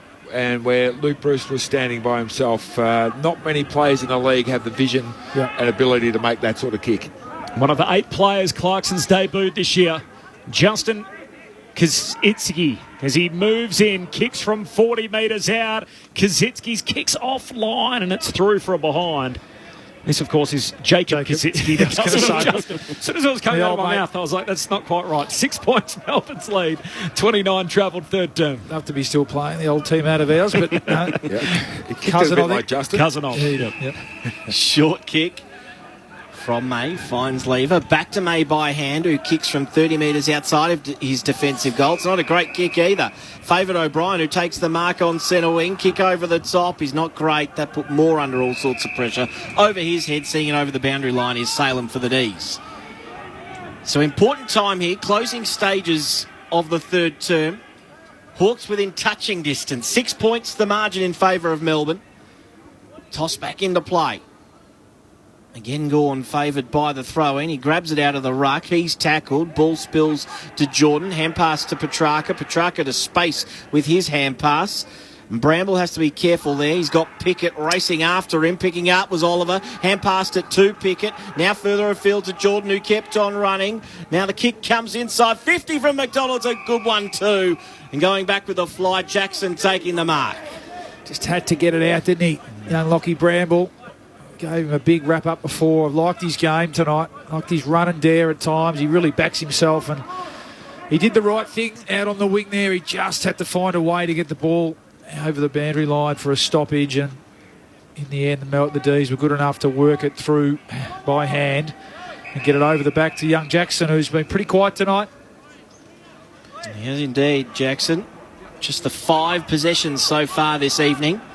He'll come in from 45, kicks, keeps it low. It's drifting across the face, through for 1 behind. 7 points the margin in favour of Melbourne. 30 played, third term. Nominated twice for the Rising Star, Luke Jackson, one of just 16 players in history to have had the double nom. 5 of them this year, though, obviously, given the unusual nature of last season and the smaller sample size. Hawks out to half-back. Shields hand pass. If he got it through, they're away. Salem steals it on the wing. So Melbourne trap it in their front half. Hibbard by hand away to Gawn. He kicks to half-forward. Brown up strong. Takes the mark. And Ben Brown will take it 70 metres out in that launch pad. Good kick to McDonald. Frost got a fist in there. Bobbles up to Bramble at half-back. Hand pass away to Hardigan. Short kick to Dylan Moore, and he marks at half-back for Hawthorn. Moore goes inboard with his hand pass to O'Meara out wide. Not a great kick. It reaches Lewis on the bounce, who just gathers, snaps around the corner. That kick bounces away from Hunt to the advantage of Bruce, who kicks inside. Warple dives, couldn't quite get the mark. Probably should have got a free kick for in the back. Was able to get the hand pass away. Out to O'Meara, who just has to be clean at centre-half forward. Gets it to Reeves. Long way to bend down at 208 centimetres. He fetched it. Hand pass to Mitchell, hand pass to Shields, inside 50, Bruce, not quite the mark. Strong contest at the bottom there, Brayshaw over the top, Jecker, his hand pass knocked down by Oliver, who might have been held without it. He missed everyone, came out to Mitchell, who bends it back, and he's almost snuck it in, he has. Well, that's a vital goal late for the Hawks, and the margin is back to 1 point. 31 minutes played in the third term on Grandstand AFL. Great finish. I mean, it was scrappy and sloppy at times, wasn't it? But they've just willed themselves back into the game, haven't they, the Hawks? Just through pure effort. A couple of great one-on-one wins. Bruce down here at half forward, on the wing here as well, and just surged the ball forward. It's pretty greasy out there. And Tom Mitchell, not a known goal kicker, is he really? We know he's so good at finding the footy, and he's up to, what's he up to? He's just ticked over 30 now, but wonderful finish, and again, I think it's reward for effort. They've really dominated the last 10 minutes of this quarter, Berkey. And it's just been ugly, hard footy. Hasn't been pretty. There's not a lot of chain of possessions, not a lot of chipping the ball going sideways. They've just been having a good, hard crack. Melbourne by a point, just Mitchell's 4th goal of the year in the middle. Warple, hurried kick out to the wing, out to meet it. Bruce knocks it back down the members' wing. Straight to Oliver, though, the Demons. Hand pass away to Petrarca. Takes on the tackler. Swings a long hand pass across the back edge of the centre square. Hibbert has it for Melbourne. Kicks to left half forward. Reaching for it. Jackson can't take the mark. There's a free kick. It's a push in the back, and it's going Hawthorn's way. And Frost to take it off the back line. He goes wide to Greaves, who marks against the boundary line southern side. Greaves goes high, beyond the wing. McAvoy back with a flight, punched away from him. Phillips, nice mopping up. Hand pass inboard. Bramble tries to get around May. Did well, the young man, he did. And then the kick from McAvoy along the ground, and Hawthorn will be very happy going into three-quarter time, trailing by just 1 point. The D's 9-10-64, Hawthorn 10-3-63. In terms of the goal kickers for both sides, we'll start with Melbourne. 2 to Fritsch, 1 to Brown, Hunt, Spargo, Brayshaw, McDonald, Neil Bullen and Pickett. Meanwhile for the Hawks, 2 to Bruce and singles to Kajitsky, Howe, Lewis, McAvoy, Mitchell, Moore, Phillips and Warple. Tim Hodges on the boundary. Hodgie, you're standing just right in front of Simon Goodwin as he walked out onto the ground. What was that feeling like? Well, he started to walk out now. He's actually just doubled back, and they're having a conference just on the bench at the moment. What we've been able to witness is just him getting angrier and angrier and angrier with the more Hawthorn played well. Now he's actually marching out. So I think these players are going to cop an almighty spray, because it's been brewing for about, what did that term run, 33 minutes. So it's coming for these Demon boys. Here's a very angry coach walking out to this three-quarter time huddle. Hawthorn are a 4-win team this year. It's their worst record since 2004. Meanwhile, Melbourne, they're playing to defend top spot. If they don't win tonight, they lose their game advantage on top of the table, with the Western Bulldogs winning in the twilight. There's just 1 point in it. Hawthorn kicking the last 3 goals of the game. They have not led all night. And at three-quarter time, it's the Demons by a solitary point. On ABC Radio and ABC Sport Digital, this is Grandstand AFL. To watch the latest stories from ABC News and clips from our current affairs shows online, it's time to go direct to the source. Australia's most reliable news can be found on ABC Radio, the ABC News app and the ABC News website. Download the free app now and stay across local breaking stories, updates and analysis from Australia's most trusted news. What matters to you matters to us, and it's all on the ABC News app and news.abc.net.au. The 2021 AFL Premiership season on ABC Radio and on ABC Sport Digital. Warple comes in from the top of the square and kicks the opening goal of the second half. Gawn wins it down. Viney, quick hands to Petrarca, gives it back to Gawn. Floats a drop punt inside the forward 50. Took a kind bounce for McDonald, waiting at the back and gets one back for Melbourne. Going the snap, he'll have to kick from 30. He snaps and snaps nicely. One of the best in the comp around the corner, Luke Bruce. He has 2. 11 possessions tonight for Angus Brayshaw. This will be his 12th and a certain goal from the top of the square. He comes in and the margin is now 11 points. Vandenberg, who hits the ground running from centre wing, gets to half forward, kick, almost gets over the back. Pickett's dangerous here and he sockers. Oh, brilliant. What a goal. More. From 47, lays into it and holds its line enough. Jagger shoots it out to half forward. Warple floats a hand pass into the pocket. Kaczynski collects, gives it to Brockman. Brockman, clever, kicks back into the corridor, 15 metres in reverse, and Lewis marks right in front. Great team goal coming up. Mitch Lewis right in front, whacks it through. All of a sudden, it's back to single digits again. Jagger, his hand pass knocked down by Oliver, who might have been held without it. He missed everyone, came out to Mitchell, who bends it back, he's almost stuck it in. He has. Well, that's a vital goal late for the Hawks, and the margin is back to 1 point. The 2021 AFL Premiership season on ABC Radio and on ABC Sport Digital. Just a point in it. Melbourne by 1 over Hawthorn earlier today. The Dogs by 11 over the Gold Coast. Jamara Ugle-Hagan kicking 3 goals, including his first in AFL footy, and Port by 13 over the Saints. Nathan Burke and Luke Ball, Grandstand AFL. Well, they won't go away, Berkey, the Hawks, and in fact, they were better than that. They actually, really controlled a big part of that third quarter, in particular the latter stages, and almost got their noses in front going into three-quarter time, and it was off the back of their pressure. I've just been really impressed by the way they've attacked the contest and the man. Today they've had 66 tackles, they had 27 in that quarter alone. That's a huge number, so they really dialed up that pressure, and the Demons, in large part, really struggled to cope with it and get any fluency going with their ball movement. So, and really, if you present with that sort of effort, intensity and pressure around the footy, not many can cope with it. So can they sustain that? Can they bring that again in this last quarter and be close enough, late enough to make Melbourne panic a bit, behind the footy? And then, some of their experienced players, Bruce, they got going around the ball. I think Warple had 12 for the quarter, Mitchell 10. Mitchell's been great, just accumulating. O'Meara had a good quarter, and Shields had a bit of the footy as well.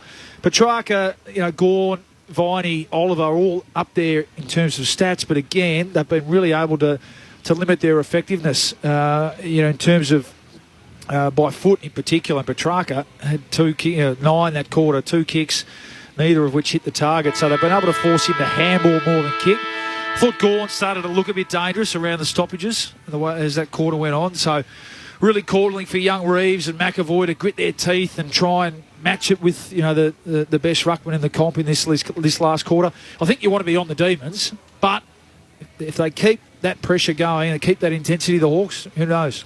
Yeah, if you're Hawthorn before the game, you're thinking, we just need to hang in there. We need to stay close. We can't let it. We're not going to blow the top of the ladder team out of the water. We're not going to win by 5 or 6 goals.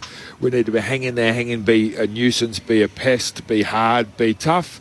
And if we play a little bit like a basketball game, if we play that last phase the last 5-8 minutes really, really well, we could pinch this. And so far, it's gone to plan. They're 1 point down at three-quarter time.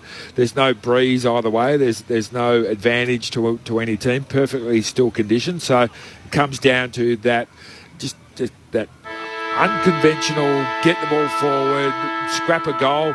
To Melbourne, they've got to resist that. If they succumb, they'll lose this game. D's by a point. Final quarter action underway on Grandstand AFL. A shallow bounce as Gawn wins the tap. Down to Warple. Hand pass away to Cousins. Hawthorn with the early break out to half forward. Lever spoils Brockman onto it. Slides out of one tackle. Kicks into the pocket and Lewis takes the mark. Tyler Brockman just pulls his kick. Hits up his big forward in the pocket. And Mitch Lewis can put Hawthorn in front for the first time tonight. He's got some tricks, hasn't he, Brockman? He's only had the 6 possessions, but every time he's had it, it looks like something's going to happen. And if they can only get the ball into his hands a little bit more, that was really composed play. And Mitchell Lewis, we said, if he just keeps presenting, he'll get his opportunities. And here's one right now. Right forward pocket, tight angle, 5 in from the boundary line. He lands a punch here, Mitch Lewis. Hawthorn's in front. Just 60 seconds into the final term. And a Hawthorn lead for the first time tonight, 11-3-69. Melbourne, 9-10-64, playing to defend top spot. Hawthorn have the last 4 in the game, Nathan Burke and Luke Ball. Well done by the Hawks. Centre clearance. They're doing really well at those, and they look really dangerous getting the ball forward. When it's 6-on-6, Melbourne look a little bit shaky when they get the ball out of the middle. They love to have that general play and put a number back, but when it's 6-on-6, the Hawks are in with every single chance. So these centre bounces are going to be extremely vital in this last quarter. Mitchell with 30 possessions, Warple 24, Shields with 20. They've been doing plenty of work in the middle, the Hawks, this evening. And they have hit the lead for the first time tonight. 5 points, the advantage over the D's. What do you got, Melbourne? From the ball up, Oliver slides in, couldn't get the hand pass away. Warple on hands and knees, gets to his feet, kicks up towards half forward. Nicely done by Hibbard, though. Over the top to Rivers. Rivers, short kick, finds Oliver, who keeps on running. Hooks it back, more central kick. Brown was happy to let Hartigan get to the contest, and he smashed it out of bounds. Nice spoil from the former Crow. And it's out for a throw-in. 70 around from the Melbourne goal. They trail. Yes, that's right, they trail by 5 points. That's better from Hartigan, isn't it, Berkey? A lot of conviction about that. Launched at the footy and a big fist. 30 metres out of bounds, get the stoppage. Rucks miss it from the throw-in. Phillips for Hawthorn. Half pass ends up with Langdon of the Demons. Goes out wide to Oliver. Runs an arc around O'Meara. Hurried kick to half forward. Burgoyne spoils into the lap of Reeves. Kicks Hawthorn back down the southern wing. Bruce flies. Hibbard punches it away for Melbourne. Langdon first there. Collects on the southern wing. Hand pass back to Lever. Some indecision. Hand pass knocked down, but still reaches Hibbard. Right on halfway. Kicks Melbourne to half forward. Brown flies in the air. No mark. Petrarca overruns it. Neil Bullen clever. Sockers to centre half forward, but Howe can clear it for Hawthorn. Intelligent kick off the outside of the right boot too. Got to Lewis. Hand pass to the running...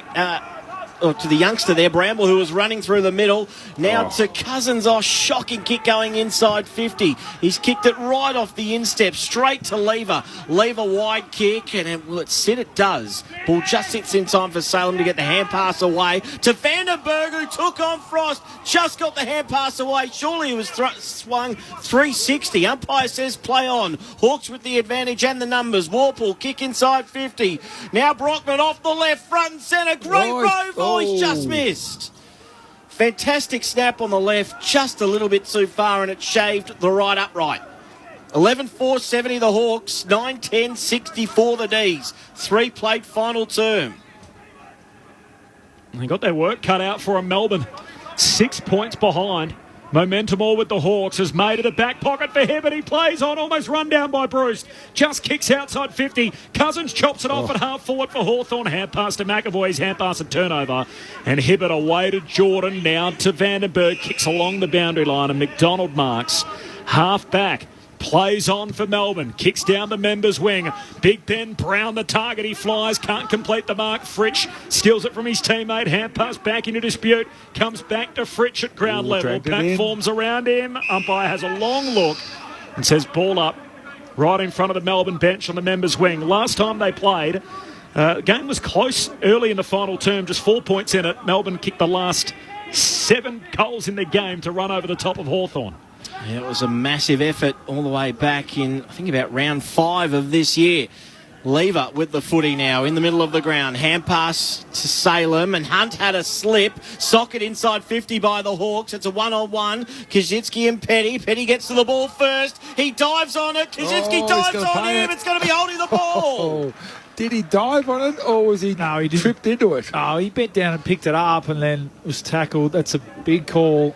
I'm not sure I like that. He's making the play. No. It's a big call. Two players going for the footy. Yeah. He didn't dive on it. He got pushed over as he was picking the ball up from around his ankles. And then was, smothered. So ball up for mine. But when you're making the play, when your intensity and your tackling pressure is that good, you get the break sometimes, and that's what's happening in this second half for the Hawks. The margin 6 points in favour of Hawthorn. This to extend it to 2 goals. Kaczynski will kick from about 40 out, directly in front. Kicks poorly, away to the right. One behind. 11-5-71 Hawthorn. 9-10-64 the D's. 5 minutes played final term. They were good up to this point. They were 10 goals 3, which is, in today's football, that's amazing accuracy. But they can't afford to miss those ones dead in front. Hawks by 7, 6 minutes into the final term. Salem long down the pipe. Gawn can't mark. Spills to Oliver. He's dispossessed. Loose footy, front edge of the centre square for the Hawks. They get it again. Bramble out to McAvoy. Hurried kick forward. And Rivers takes the intercept mark. Half back for the D's. He kicks out towards McDonald. Logo southern wing. Flies for the footy. Granger perhaps can't mark it. Bounces off his back as he comes to ground. McDonald's locked up. Grabs the footy. Held to him. The tackle from Phillips and McAvoy, and we'll have a ball up on the southern wing. Momentum all with the Hawks. They lead it by 7 points over Melbourne. 7 played final quarter. Gorn arrives late, comes over the top, tapped down to Oliver, got his hands free, hand pass to Salem, who tried to ride the tackle, did enough to get his hand pass away to Langdon, hurried hand pass to Gorn, who had to snap off his left boot. He gets through the back of the pack to the top of 50, running inside, good work by Spargo, put it out in front of Fritsch, who takes the mark. 40 out from goal, right forward pocket. Just let the ball get over the back again. No, the Hawks, all that hard work around the clearance and a scrappy kick forward.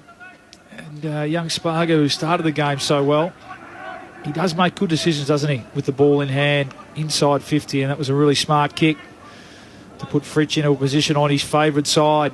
Important kick this. The only multiple goal kicker for the D's this evening. This to make it 3 for Bailey Fritsch. He comes in, strikes it beautifully as well. Looked home the moment it left his boot. He's now got 3, 10-10-70 the D's, 11-5-71 the Hawks, 7 minutes played, final term on Grandstand AFL. It sounds a bit funny, Bally, but he's kicked 3, but he's had a bit of a lean night.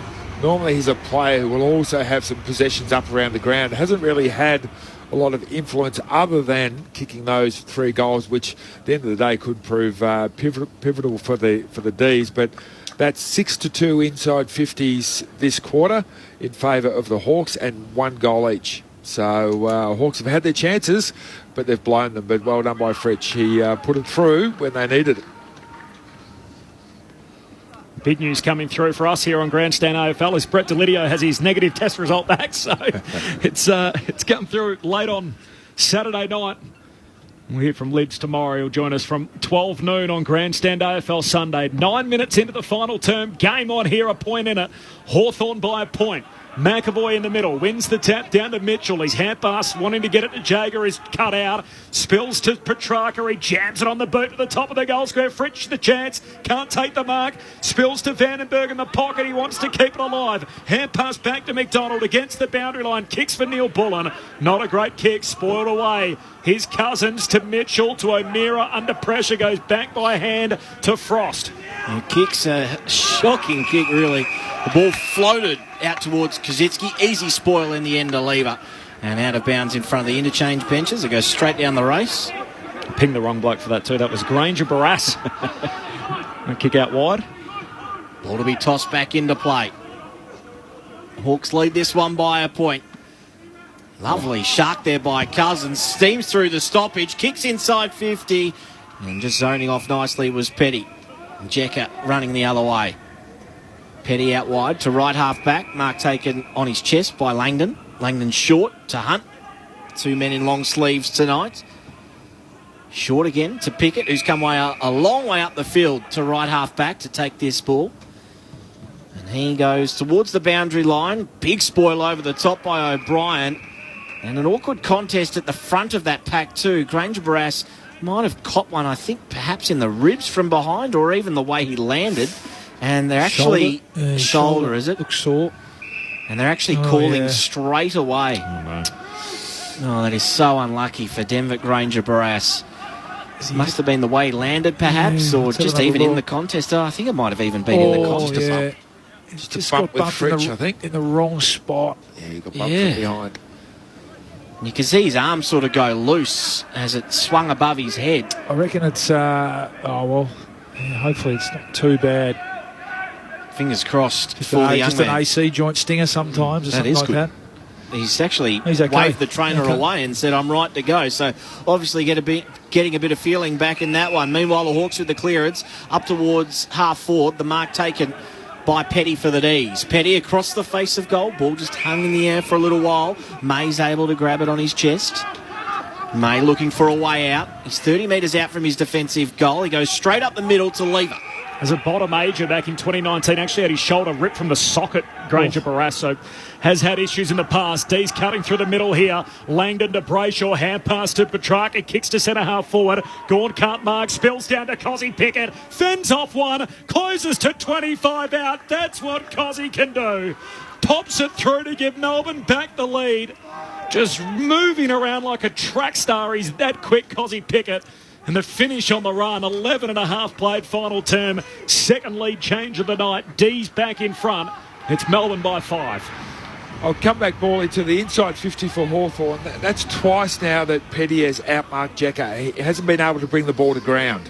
He's got to at least compete that if he can't mark it, it's got to come to ground, give the small players an opportunity. But Petty's marked the ball twice. It's gone straight back down the other end, and that time it's ended in a goal. So as a Hawthorn coach, that's what you want from your big fellas. Just bring the ball to ground, crash the pack. I noticed now the Hawthorn runner has gone out to Jekka and given him a bit of a pat on the backside, and I'm sure the message is, mate, bring the ball to ground. Give the small players a chance. Downstairs, Tim Hodges. Maisie Granger Barrass has gone straight down to the rooms. It did look like that shoulder had popped back in, which is a good sign. Newcomb is warming up, the medical sub, so he might be used for this final term. Hopefully he's okay. Long kick by Hunt up towards centre half forward. No mark taken. Grabbing it on the second and third attempt there was Fritsch. Knocked out of his hands. Petrarca looking for a way out the back. That was through Brayshaw. On hands and knees. Ball spills back underneath him. Viney in over the top and a bit too keen. Or in fact, Viney's going to win the free kick here. And Shields was just a little bit of a rugby union clean-out attempt there over the top with, and can't do that. So Viney keeps it low with his kick. O'Brien couldn't take the mark. Yes, he's pushed. Arms were chopped. All of the above. He receives it inside his defensive 50, Tim O'Brien. Would be an interesting addition, a Berkey, to our game if they were brought in to clean out just to try and get rid of some of the stoppages. bit of the old stomping. Wouldn't go straight. O'Brien kicks to the wing. Jekka had hands on it, dispossessed. Ball spits out into the corridor. Mitchell collects. Jordan tackles him.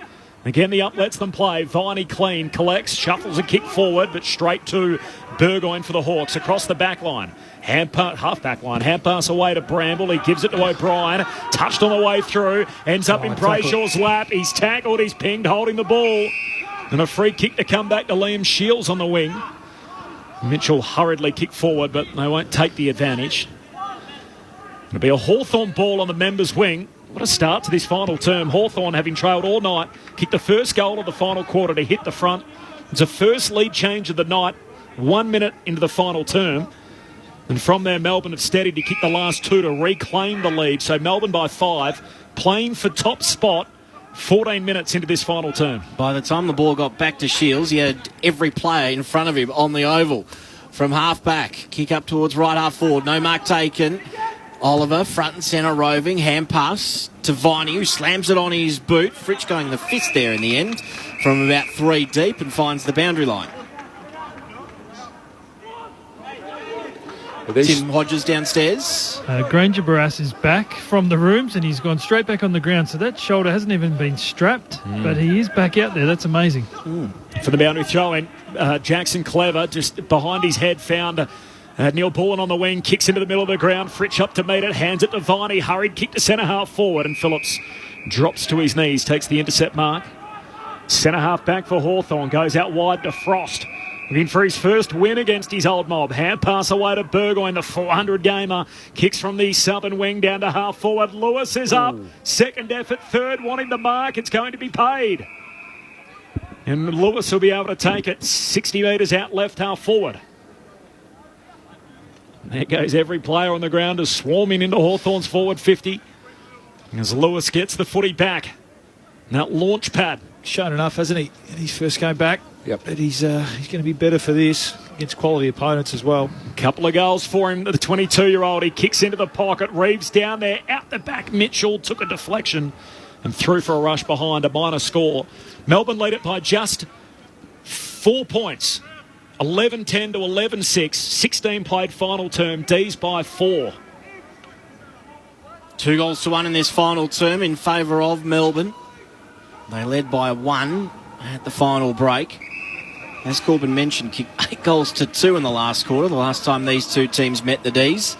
So they'll be confident of running over the top. It's not happening yet for them. It might now, though, as from the stoppage, a strong hand pass by Oliver out to Vandenberg. Vandenberg chips the ball forward. About 20 metres onto the chest of Fritsch, who's happy to reset for the D's. Wait for some numbers to get forward. He kicks up towards left half forward. The mark taken this time by McDonald. McDonald turns and goes quickly. Inside 50. Oh, they argued over it. Oliver, and chiming in front was Spargo, and Spargo won the argument. He'll line up from 40 out. Pretty tight angle. He'll start his run up from outside the boundary line. He wanted it, Clary. He's one of those players who just wants the footy at all times. I think it's probably in better hands, though, Berkey. Yeah. Deep in the pocket here with Charlie Spargo. Spargo from 40 out. About 5 metres inside the boundary. He's hit this beautifully. It's fading late. Oh, touched on the line. McAvoy doing the right thing as a ruckman. 11-11-77 the D's. 11-6-72 the Hawks. 17 played final term. Less than a straight kick in it. As Frost marks the kick out, he's almost chased down by Pickett. Kicks a long ball out to the southern wing, and Lever floats in front and takes the mark. Does that more than any other player in the competition.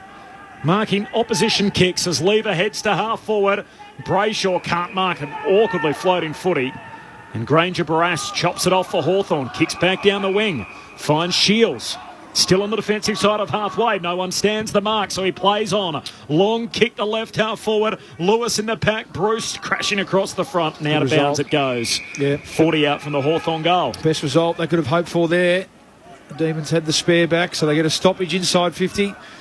Let's see if Brockman and Bruce can get on the move, create something out of nothing here.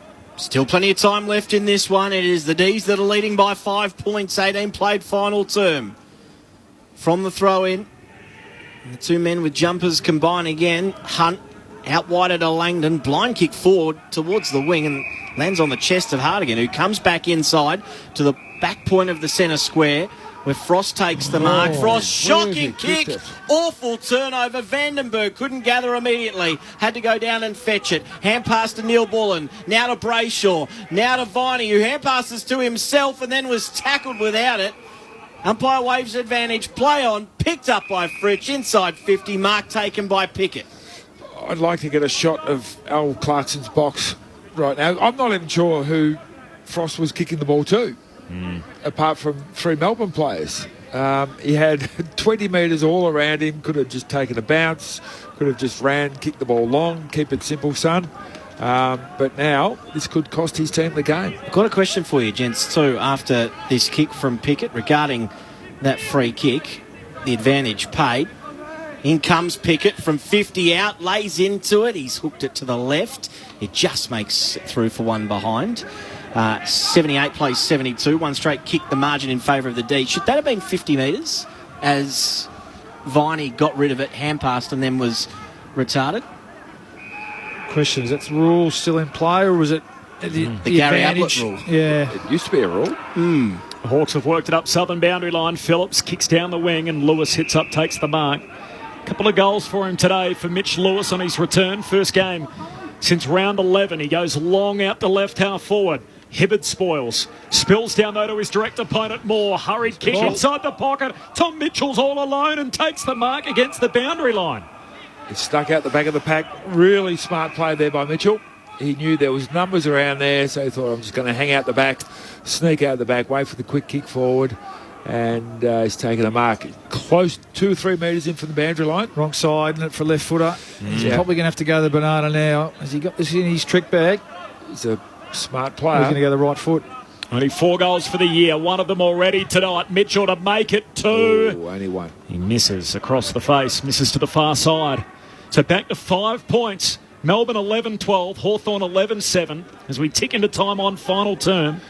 Melbourne's 3 losses this year, all against bottom 10 teams, so they're perfect against the top 8, but have been a little vulnerable in the second half of the year when the opposition doesn't quite inspire them. Losses to Collingwood, the Giants and Adelaide. The opposite to Port Adelaide. Brown with a big towering mark from the kick-in. Plays on immediately. Hand pass to Walliver. Pulled the kick at the last moment. It was a good one to Spargo too, who can keep going. There's no one standing the mark. Hardigan gets back there finally. And the players flood forward for both teams. Good kick from Spargo into the left forward pocket too. Fritsch had 2 or 3 metres on his opponent. Easy mark taken in the end. Yeah, good mark by Ben Brown. Borley called for it early on for him to get up the ground and have more influence in the game up, and that was a big kick out from full back that he took the mark and played on with Oliver running past. So that's the sort of thing. If it's going to be more valuable to the Demons, it's not just kicking goals and giving off goals, it's what he does around the ground as well. 3 goals for Fritsch in this one. He pulls the kick at the last moment instead of lining up. Easy mark taken by Mitchell on that occasion. Mitchell, risky kick. Rivers is able to intercept. The ball falls to the hands of Langdon. Back to Rivers. Puts it to the top of the square. Trying to get a run at it was Fritsch. Couldn't do so. And chiming in to take the mark is Granger Barras. Don't need to panic here, the Hawks. There's plenty of time. Interesting decision by Bailey Fritsch. He's kicking the ball beautifully. And they're 5 points too. So even a score gives them the buffer of a goal. So Hawks just got to think their way through it here. Granger Barras out to Mitchell, then to Phillips. He kicks down the wing. Fist comes from the back. Melbourne end up with it. Brown. Hand pass back to Rivers. A little fumble. Regathers. Surge kick forward is too wide. It's out on the full. And Hawthorn get possession back in the back pocket. Who's got some run? Who's got the onto run? the switch? Will they give it to him? Here's Bramble running across the goal face. Yep, well done, young fella. He goes to Greaves, who takes the sprawling mark at half-back. Yep, don't handball it to him. Coming out to the northern side, the members' side of the ground. Melbourne by 5 points, 23 travelled final term. Greaves down the wing, lands in the lap of Salem, who cuts it off for Melbourne right in front of his team's bench. Greaves was going to go the handball. I think he popped up, saw who it was, and thought, I'll just go around and take the kick.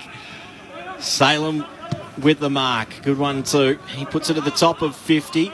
Punched away. O'Brien taken in a strong tackle. Ball spills to Frost. Just a snap kick out of there. Hibbard was up high for a big spoil. Salem at ground level. Was he taken high just? Because he put the hand to the face. I think that sucked the umpire in there. He wasn't going to pay it, was he? No. Just a couple of Mississippis between seeing it and then eventually blowing the whistle. Salem to take it from centre wing. He'll get up on the AFL logo. 5 points the margin in favour of the D's. 23 played final term. And a birthday on Thursday, Christian Salem, now 26. A 5-year deal earlier in the year in all-Australian form as he heads down to half-forward. Wanted Brown. Hardigan drops the mark at the back now. Brown's got him, caught. Umpire says play on. The ball just spits out the back of the pack. And Pickett's hand pass close to the boundary line. Frost trying to hang it in and then keeps it alive. Sockers it straight to Gawn. Back at left half forward. Pokes the pass to Brayshaw, who takes the mark. Sam Frost in the back pocket trying to keep it alive. And now a costly turnover. And it results in a Melbourne set shot at goal for Angus Brayshaw. I've lost the words, Paulie. Over to you. Well, I mean, they have to take a risk now, don't they? So that's the out you give him, the kick inside. But and he's trying to make the play again. And in one sense, you'd like these forwards to be able to roll up and not leave Max Gawn standing by himself. But so Brayshaw, can he burn get a chance here? He misses to the near side, behind. Missing the set shot, 40 out, just left of centre. Melbourne are 11-13, Hawthorn 11-7. So they lead by those 6 behinds, Melbourne, 25 played final term. Going straight up the middle too is O'Brien. Long kick, May from about 4 deep. Umpires found a free kick. It's going the D's way. To Gawn at the front of the pack. Ball was away and running. And where was that free kick? No, I didn't see anything there. Short kick by Gawn, not a bad one. Finds Oliver, still inside the centre square. He's got a couple of his teammates out wide. He says no to them initially. Well, they've just got to score here, don't they? So you'd be getting it deep. It's a wobbly old kick, inside 50. Frost just slams it on his boot, gained about 15 metres. Mitchell to Shields. Shields kick, left foot out of there, cleared the immediate danger. O'Meara on hands and knees, back to Phillips, who just kicks it end over end. Mitchell, who's run a mile. Great pick-up too. Back to O'Meara. Kick is awkward and it's straight to Lever. Lever takes it on his chest, a true centre-half back. Just haven't had the composure, have they? All the legs, perhaps, just to execute in this last 3 or 4 minutes of the game. You expect more from O'Meara in that situation too. A Lever with the intercept mark goes wide to Gawn, but they've turned it over. Reeves for Hawthorn, hand pass to Mitchell, fights through the tackle, gives it to Phillips, back to Reeves, hurried kick forward, close to the boundary line, 1 bounce out of play. And a throw-in on the southern wing. 6-point lead for Melbourne, 26 played in the last. The draw's in play, Berkey. Just need one little bit of clean play from a stoppage here, the Hawks. Get numbers forward, even up the numbers. Don't leave loose players behind the ball for the Demons. Demons got one. This is their chance through O'Meara, who kicks forward. Big spoil from May. And mopping up is Rivers. He snaps out of the danger zone. Brayshaw couldn't grab it on the first attempt. Mitchell comes through. In fact, it's Warple. Hand pass to Hardigan on halfway. Enters 50. Where's the mark? No mark taken. More front and centre. Hand pass. Bruce. Snaps. Goal. He's got it. Scores are level. 42 seconds on the clock. 26 minutes played final term. That's his third. And Simon Goodwin is muttering something under that mask. The draw's on, Berkey. Goodness me. Geez, he was in some space, wasn't he, Luke Bruce? The one man that you don't want to be giving any space to in the forward 50 for the Hawks. It was great stoppage work again, not pretty, more pressure. And in the end, the pressure's overwhelmed the Demons. They haven't had the composure to be able to shut the game down. And who was it there that got the handball out clean? Pick-up was a Dylan Moore, but didn't be a great pick-up below his knees. Quick handball to Luke Bruce, who again found some space and great finish.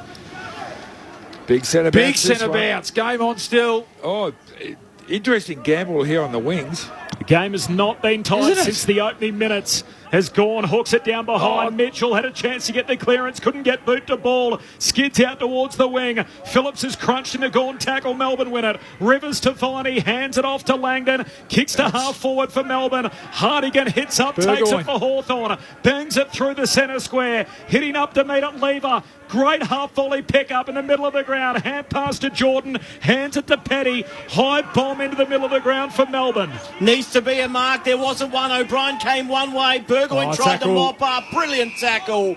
Oliver wrapped him up and the ball. 28 minutes played. We'll have a stoppage just shy of centre wing. Something needs to happen quickly from this one. Gawn tried to slap it. It was away from him. Oliver, hand pass to Salem. Salem, a dinky little kick marked by Hardigan. It's a draw. Luke Bruce goal with 42 seconds left on the clock has seen things tied up here at the MCG between the D's and the Hawks. Well, there's no sound normally with no crowd, and there's no sound with no winner here this evening. The points are split 2 apiece. Everyone's just thinking we just wasted our time. There's no crowd. There's no song. There's no song. There's no. Well, it's fitting, isn't it? I mean, this would be the sound if there was a crowd here. Yeah. So that might as well be a draw. Just play both songs. Wow, we couldn't get a more appropriate finish for such a weird night at the footy. Not a soul in attendance. And 11-13 to 12-7, all knotted up at the finish, 79 apiece. As Maisie said, 42 seconds to go, Luke Bruce gold. The only other time the scores were level were the opening seconds of the game. Amazing. And I think Simon Goodwin on the bench, he's in front of he wants to have a look at that last bit of play and how how the best defensive team in the competition let that one slip in the last minute of the game. I'll come back to you, Paulie and Berkey. Tim Hodges is in the front row. Hodgie, what can you see from down there? I've actually moved back a bit because he's so angry. This is fascinating. They had I'm not sure if you guys have seen the 7. It's the one hand with 5 fingers and the other hand with 2 fingers. So like the 7 digits to say push a man back. And they had that board out to hold up. And it was Simon Goodwin who actually told the interchange steward to put it back.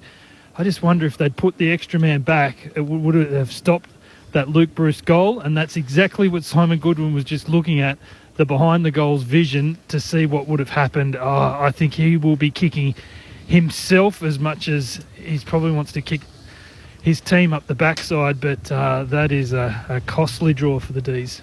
Yeah, it's weird too in the sense of the table. It gives them the half a game, so they remain on top of the table. Yep. They don't have as strong a percentage as the Western Bulldogs or Geelong, who would have been ahead of them had they lost tonight. Yep. But the 2 games takes percentage out of it. It means Melbourne remain on top with 13.5 wins after 18 rounds. Bawley and Berkey. So it's still destiny's still in their own hands. Yeah. So they got a fright, didn't they? But full credit to the Hawks. It was the 81 tackles the Hawks. So they earned the 2 points tonight. Don't worry about that.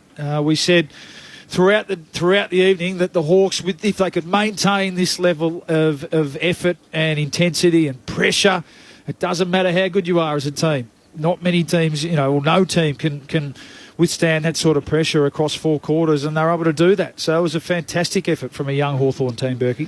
Yeah, amazing effort, and some really good individual efforts, but I have to mention Tom Mitchell's cleanness around the ball on the ground, around about the half-back line where you can't afford to fumble.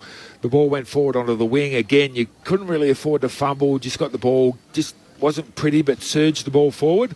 And in the end, in my mind, that played a huge part in Hawthorn actually drawing this game. Yeah, I thought he was probably the best player on the ground across the 4 quarters, Mitchell. And we know he can find the footy. We know that. But I actually thought that in a game that was pretty scrappy, and those that did find the footy struggled to have any real effect with it. I thought across the 4 quarters, and he hit the scoreboard himself, kicking a goal. We had 19 contested possessions with his 39 disposals, 4 score involvements, 5 inside 50s. But he worked up and he worked back. He got the ball. He worked back and helped out his defence. And you're right, a couple of his moments late where he was able to be clean with the footy when everyone's fatigued and mistakes are being made were critical. So it was a really good battle in the midfield. I mean, Oliver was great as well, I thought, across the 4 quarters. He had 34 possessions. Petrarca had a lot of the footy. Didn't think it was one of his best games, though. Had 10 kicks, 23 handballs. So they 23 contested. So he was certainly there at the coalface, but they'd want him having the other way around. They want him having 23 and 10, not 10 and 23, and he only kicked it at 20%. So whilst he had a bit of it, I didn't think it was one of his best games tonight. I thought Viney was great at 11 tackles. Tough, hard, this sort of game suited him. And Salem was pretty good as well. And Gawn, certainly as the game wore on, had an effect. But for mine, it's a Hawthorn of the story. I think they deserved the 2 points tonight. It was a fantastic performance for them to be able to get themselves up for this occasion. It's the first time ever Melbourne and Hawthorn have played in a draw. Ooh. Of course, Berkey, you go back to the mid-90s, there was a time where perhaps the 2 teams would have been split down the middle at one point in time.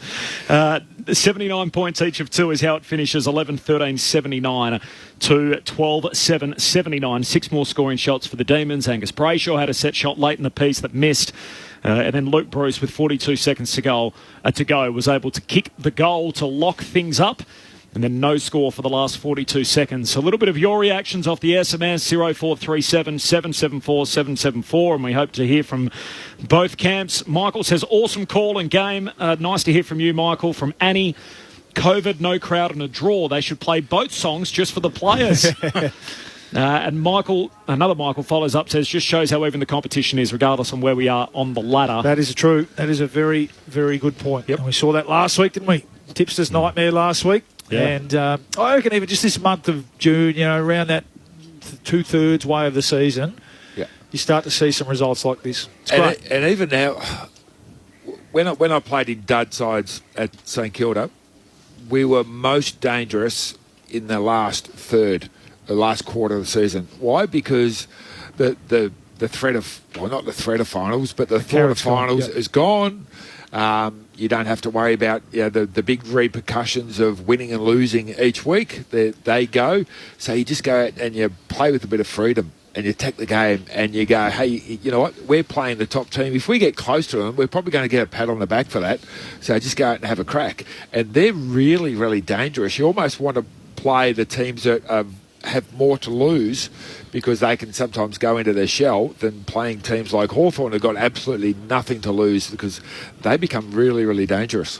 Melbourne with the 2 points retained top spot on the table. Second draw of the season, North Melbourne and GWS back in round 13 played a draw down in Hobart. Hawthorn just now leaving the playing arena. And that concludes our entertainment from out here at the MCG tonight. It's always an unusual feeling. It's also the second game that we've had a draw here in this sort of COVID-affected times. I remember doing the Collingwood-Richmond game at the start of last year when we'd just come back from the COVID break. I think it was actually the first game after the restart, so to start round 2 after the long lockdown, and that game ended in a draw as well. I think you were there that night, Bally, were we? I think I was. We're in the other box. That's right. At the, over the other side, the Ponsford stand. Ponsford stand end of the ground. So 79 points apiece, a draw. It's an amazing stat sheet. Melbourne have won disposals, contested possessions, uncontested possessions, marks. They had 14 marks to 6 inside 50, clearances, tackles inside 50 and inside 50s.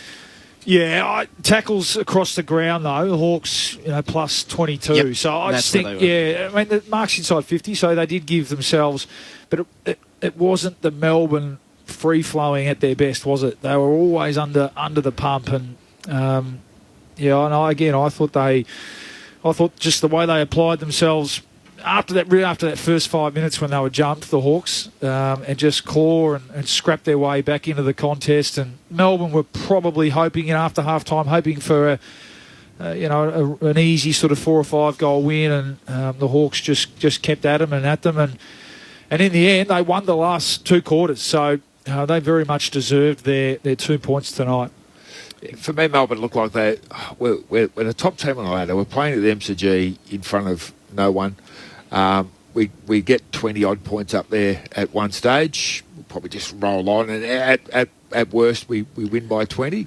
But the Hawks had other ideas. They just didn't want to go away. And if I'm Al Clarkson, I'm not doing my review on, hey, look at our fantastic ball movement and look at how we moved the ball from this area of the ground to this area of the ground and we opened up this passages of play. There was hardly any of that, but he will have so much to talk about in terms of the guts to hang in there against good teams and the ability to win and play ugly when you need to. So there's so much learnings there for the young Hawthorn players who just had a crack and got a result because of that. They did that really well.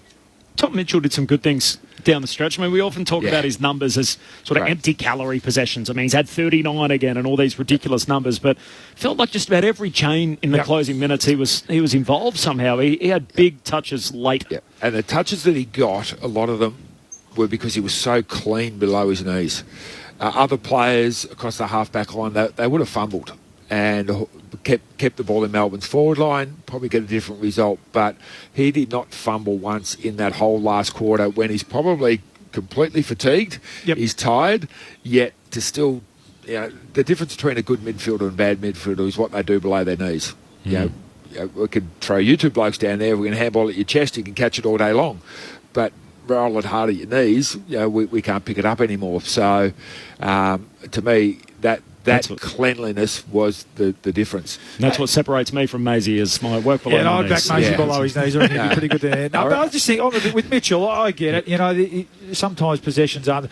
But if it was that easy, everyone would be doing it. You know, that's where I sit on that a bit. And I think his work rate, and he did it in the middle at both ends of the ground. Good thing about today was he got some important possessions forward of the ball. He kicked the goal himself. He had 4 or 5 score involvements. So, I thought he was great across the night.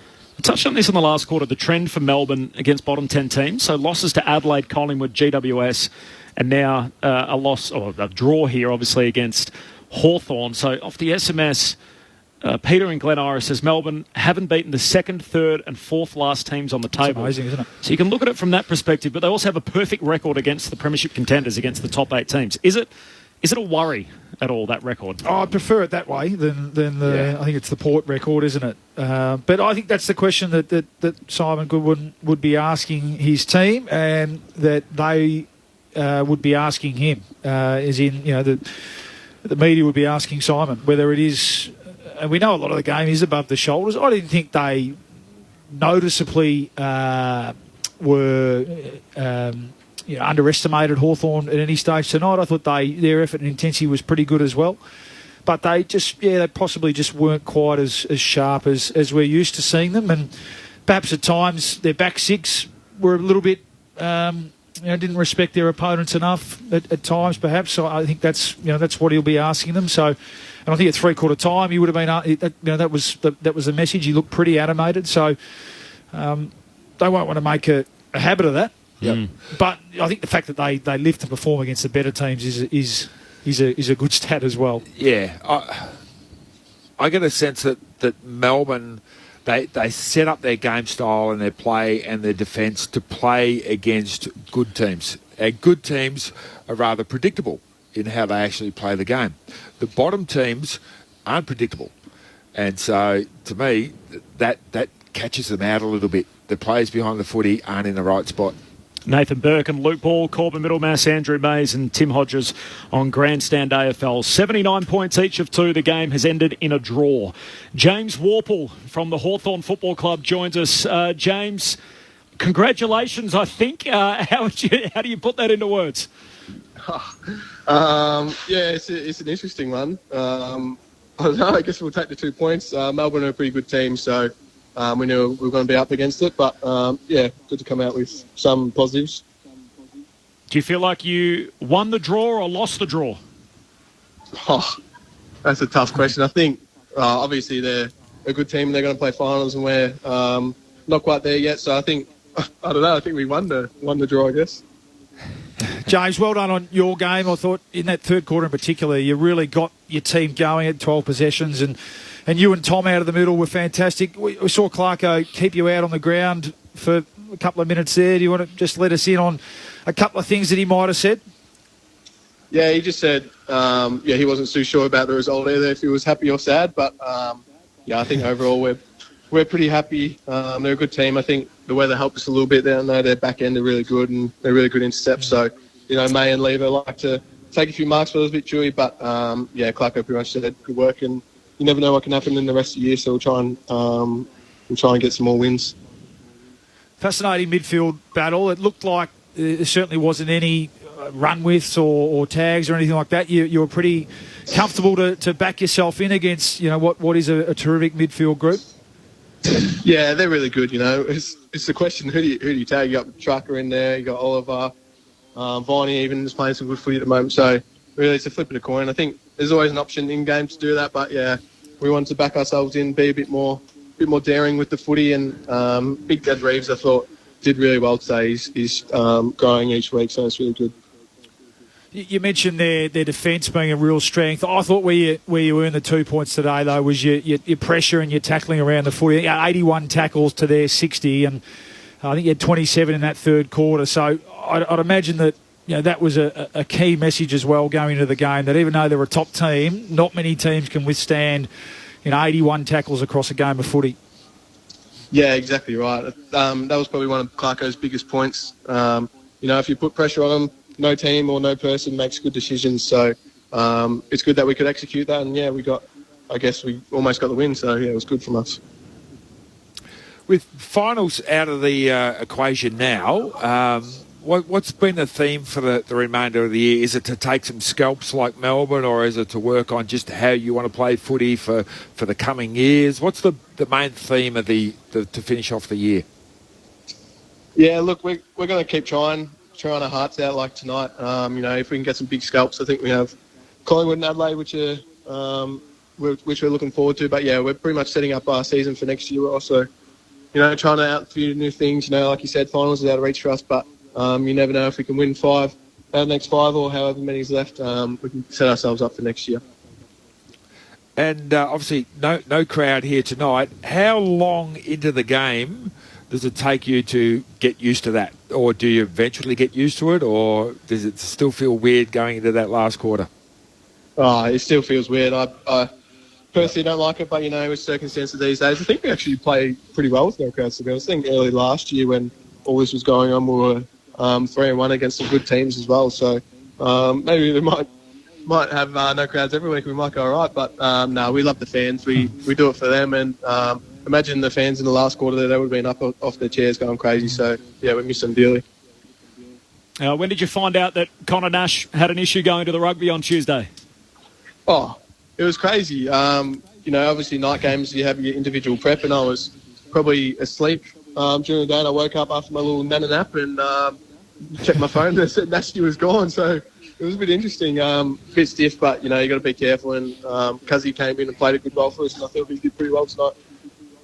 So do you understand, I guess, what happens now for Connor? He's returned a negative test. Is he free to rejoin the group at some stage, or has he got 14 days ahead of him? What does his, I guess, next couple of days look like?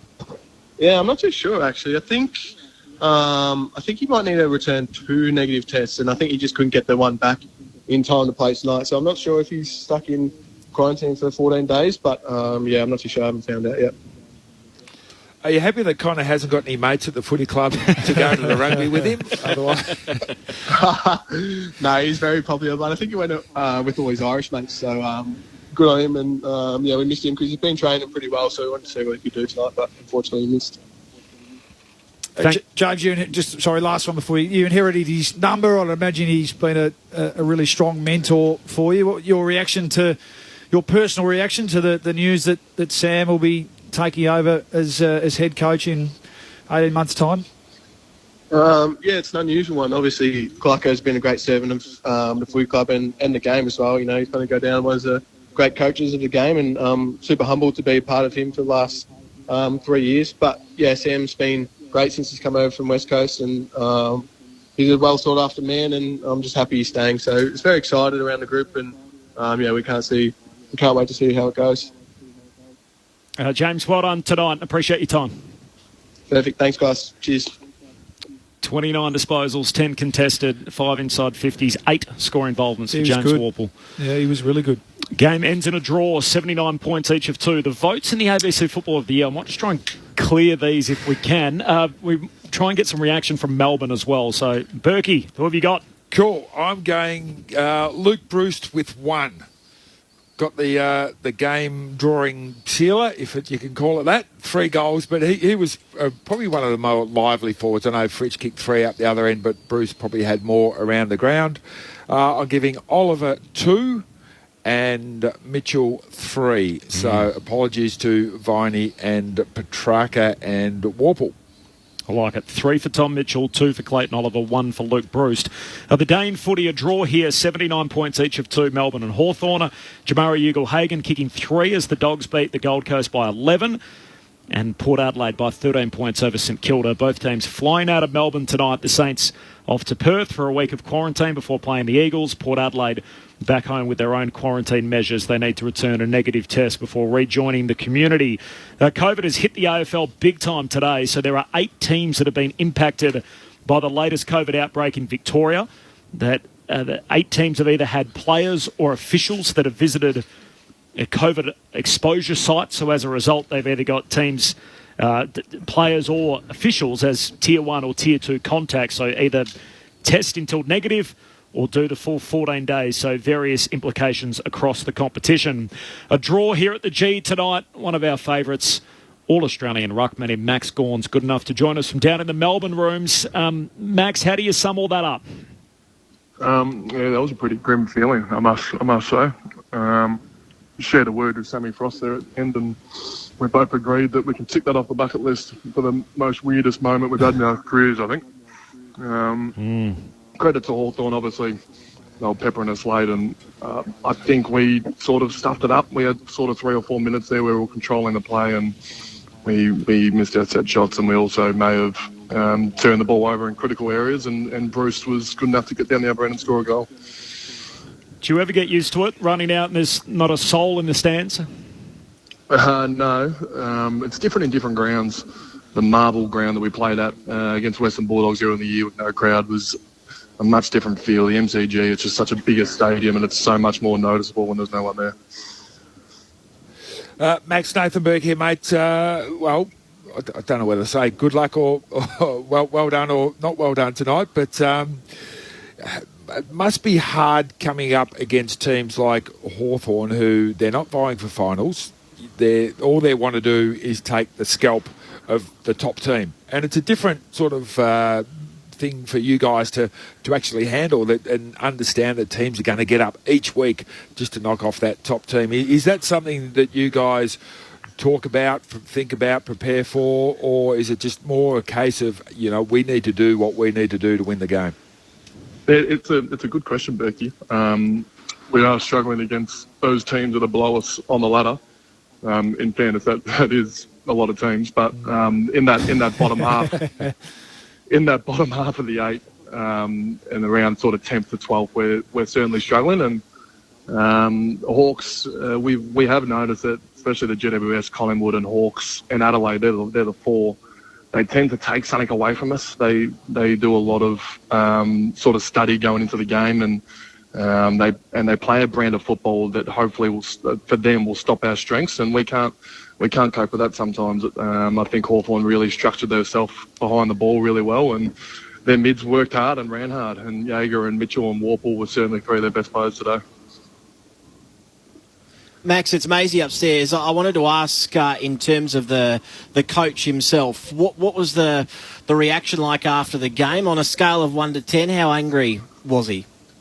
What station am I on, Maisie? I thought you just do a couple, do you? That's right. How was the coach post-match? We haven't spoken to Goody yet, but he was firing up at 3/4 time, so I can only imagine. Hopefully he's calmed down. And he's let us speak to you guys, and I'm currently having a souvlaki and just sitting back, and you thought it was quiet out there. It's pretty quiet in here as well, to be honest. I'm feeling myself echoing in the change room, so looking forward to getting in there and seeing what Goody's got for us, and hopefully improve onto the Gold Coast Suns, which I don't know where we're going to play, if it's going to be played, or what's going on there, Mosey. Max Gawn with us, 79 points, each of 2 in the finish, a draw between Melbourne and Hawthorn. I wanted to get this in, Max, before we let you go. Today was the BCNA game, the Breast Cancer Network Australia game, which is such an important part of the fixture for Melbourne. And I heard the beautiful chat on your podcast with Angus Brayshaw during the week, speaking to your teammate in Oscar Baker. Can you share that story with our listeners as to his experiences and what this game means to the footy club? Yeah, we're very privileged to play in a game like this. We get to play in a few really, really good games like Anzac Eve and Queen's Birthday for MND, but this one's right up there. And we've had 2 guys, Oscar Baker and Fraser Rossman, that told their stories throughout the week. And Oscar Baker's mum beat breast cancer, but unfortunately succumbed to bone cancer. And Oscar wears a black armband every time he plays, and unfortunately he didn't get picked tonight, but we thought we could put the black armband on for him and hopefully show and get something to BCNA and create some awareness and hopefully get some much needed funds for a really good charity. It's a great chat. I highly recommend it. You can hear it on the Melbourne website. Max, appreciate your time. Stay safe in the city over the next couple of days, and we'll see you next time out, wherever that may be. No worries, guys. Sorry I wasn't up and about for you. It's a pretty grim feeling down here, to be honest. Totally understand. 79 points each of two, Melbourne and Hawthorn. A draw in the finish in front of an empty crowd at the MCG. What a weird night at the footy. Yeah, it is. I was trying to... we're going to ask my next question would have been, where are you at in terms of your headspace as a player? You're just sort of a bit jack of it. Would a week off help everyone? I don't know, might there be a split round? There might be an opportunity for that next week, given that, was it 7 or 8 teams that might be affected in terms of the the Tier 1 tracing. So, yeah, we'll see what happens. But, yeah, they all say that, don't they? Yeah, well, we know who we're playing next week. We don't know where, what day, and what time we'll have to get there. But we do have crazy times as a player. We do have that week up our sleeve, don't we, before the finals? Well, and we do have the they can push the season back. I mean, last year we played right through into October, so I'm sure that the minds in at headquarters will be thinking through all those different scenarios. There are so many close contacts, sort of Tier 1, Tier 2, whether you've been directly involved with someone that's tested positive now or on had someone who knows someone, but you just if that infiltrates the AFL world, and there are so many participants, there's 800-something players, and a little bit broader than that, we've seen 8 teams impacted today. If one of them comes back, heaven forbid, as a positive case, it completely changes the landscape as to who then has to quarantine, how many people they've been in contact with. So it feels like the media, we love saying, the season's on a hair trigger, but it actually feels like, for me, that we're at that juncture now more than we have been just about any time in the past. It's interesting, though. We look at sports overseas where players contract something, they just take that play away and they test the rest. They don't have to go into quarantine. They don't isolate them. So it'll be fascinating to see which method we take, because if one player gets it in the close contact, right here and now, that whole team are going away for 14 days. Which happened last year, didn't it, at the start of the year with Essendon and Melbourne. So they sat out the round. So there might be a split round or something coming up. We'll see. We got to go. It's great to be here. Great to work with you all tonight. So thanks for all your efforts. A draw in the finish between Hawthorn and Melbourne. Our coverage tomorrow starts from 12 noon Australian Eastern. I'll be in the studio with Lauren Arnell and also Brett Delidio. And then 4 games tomorrow on a big Sunday of footy. It's moving super fast. We'll keep you updated tomorrow on what it all means for footy. When history is made,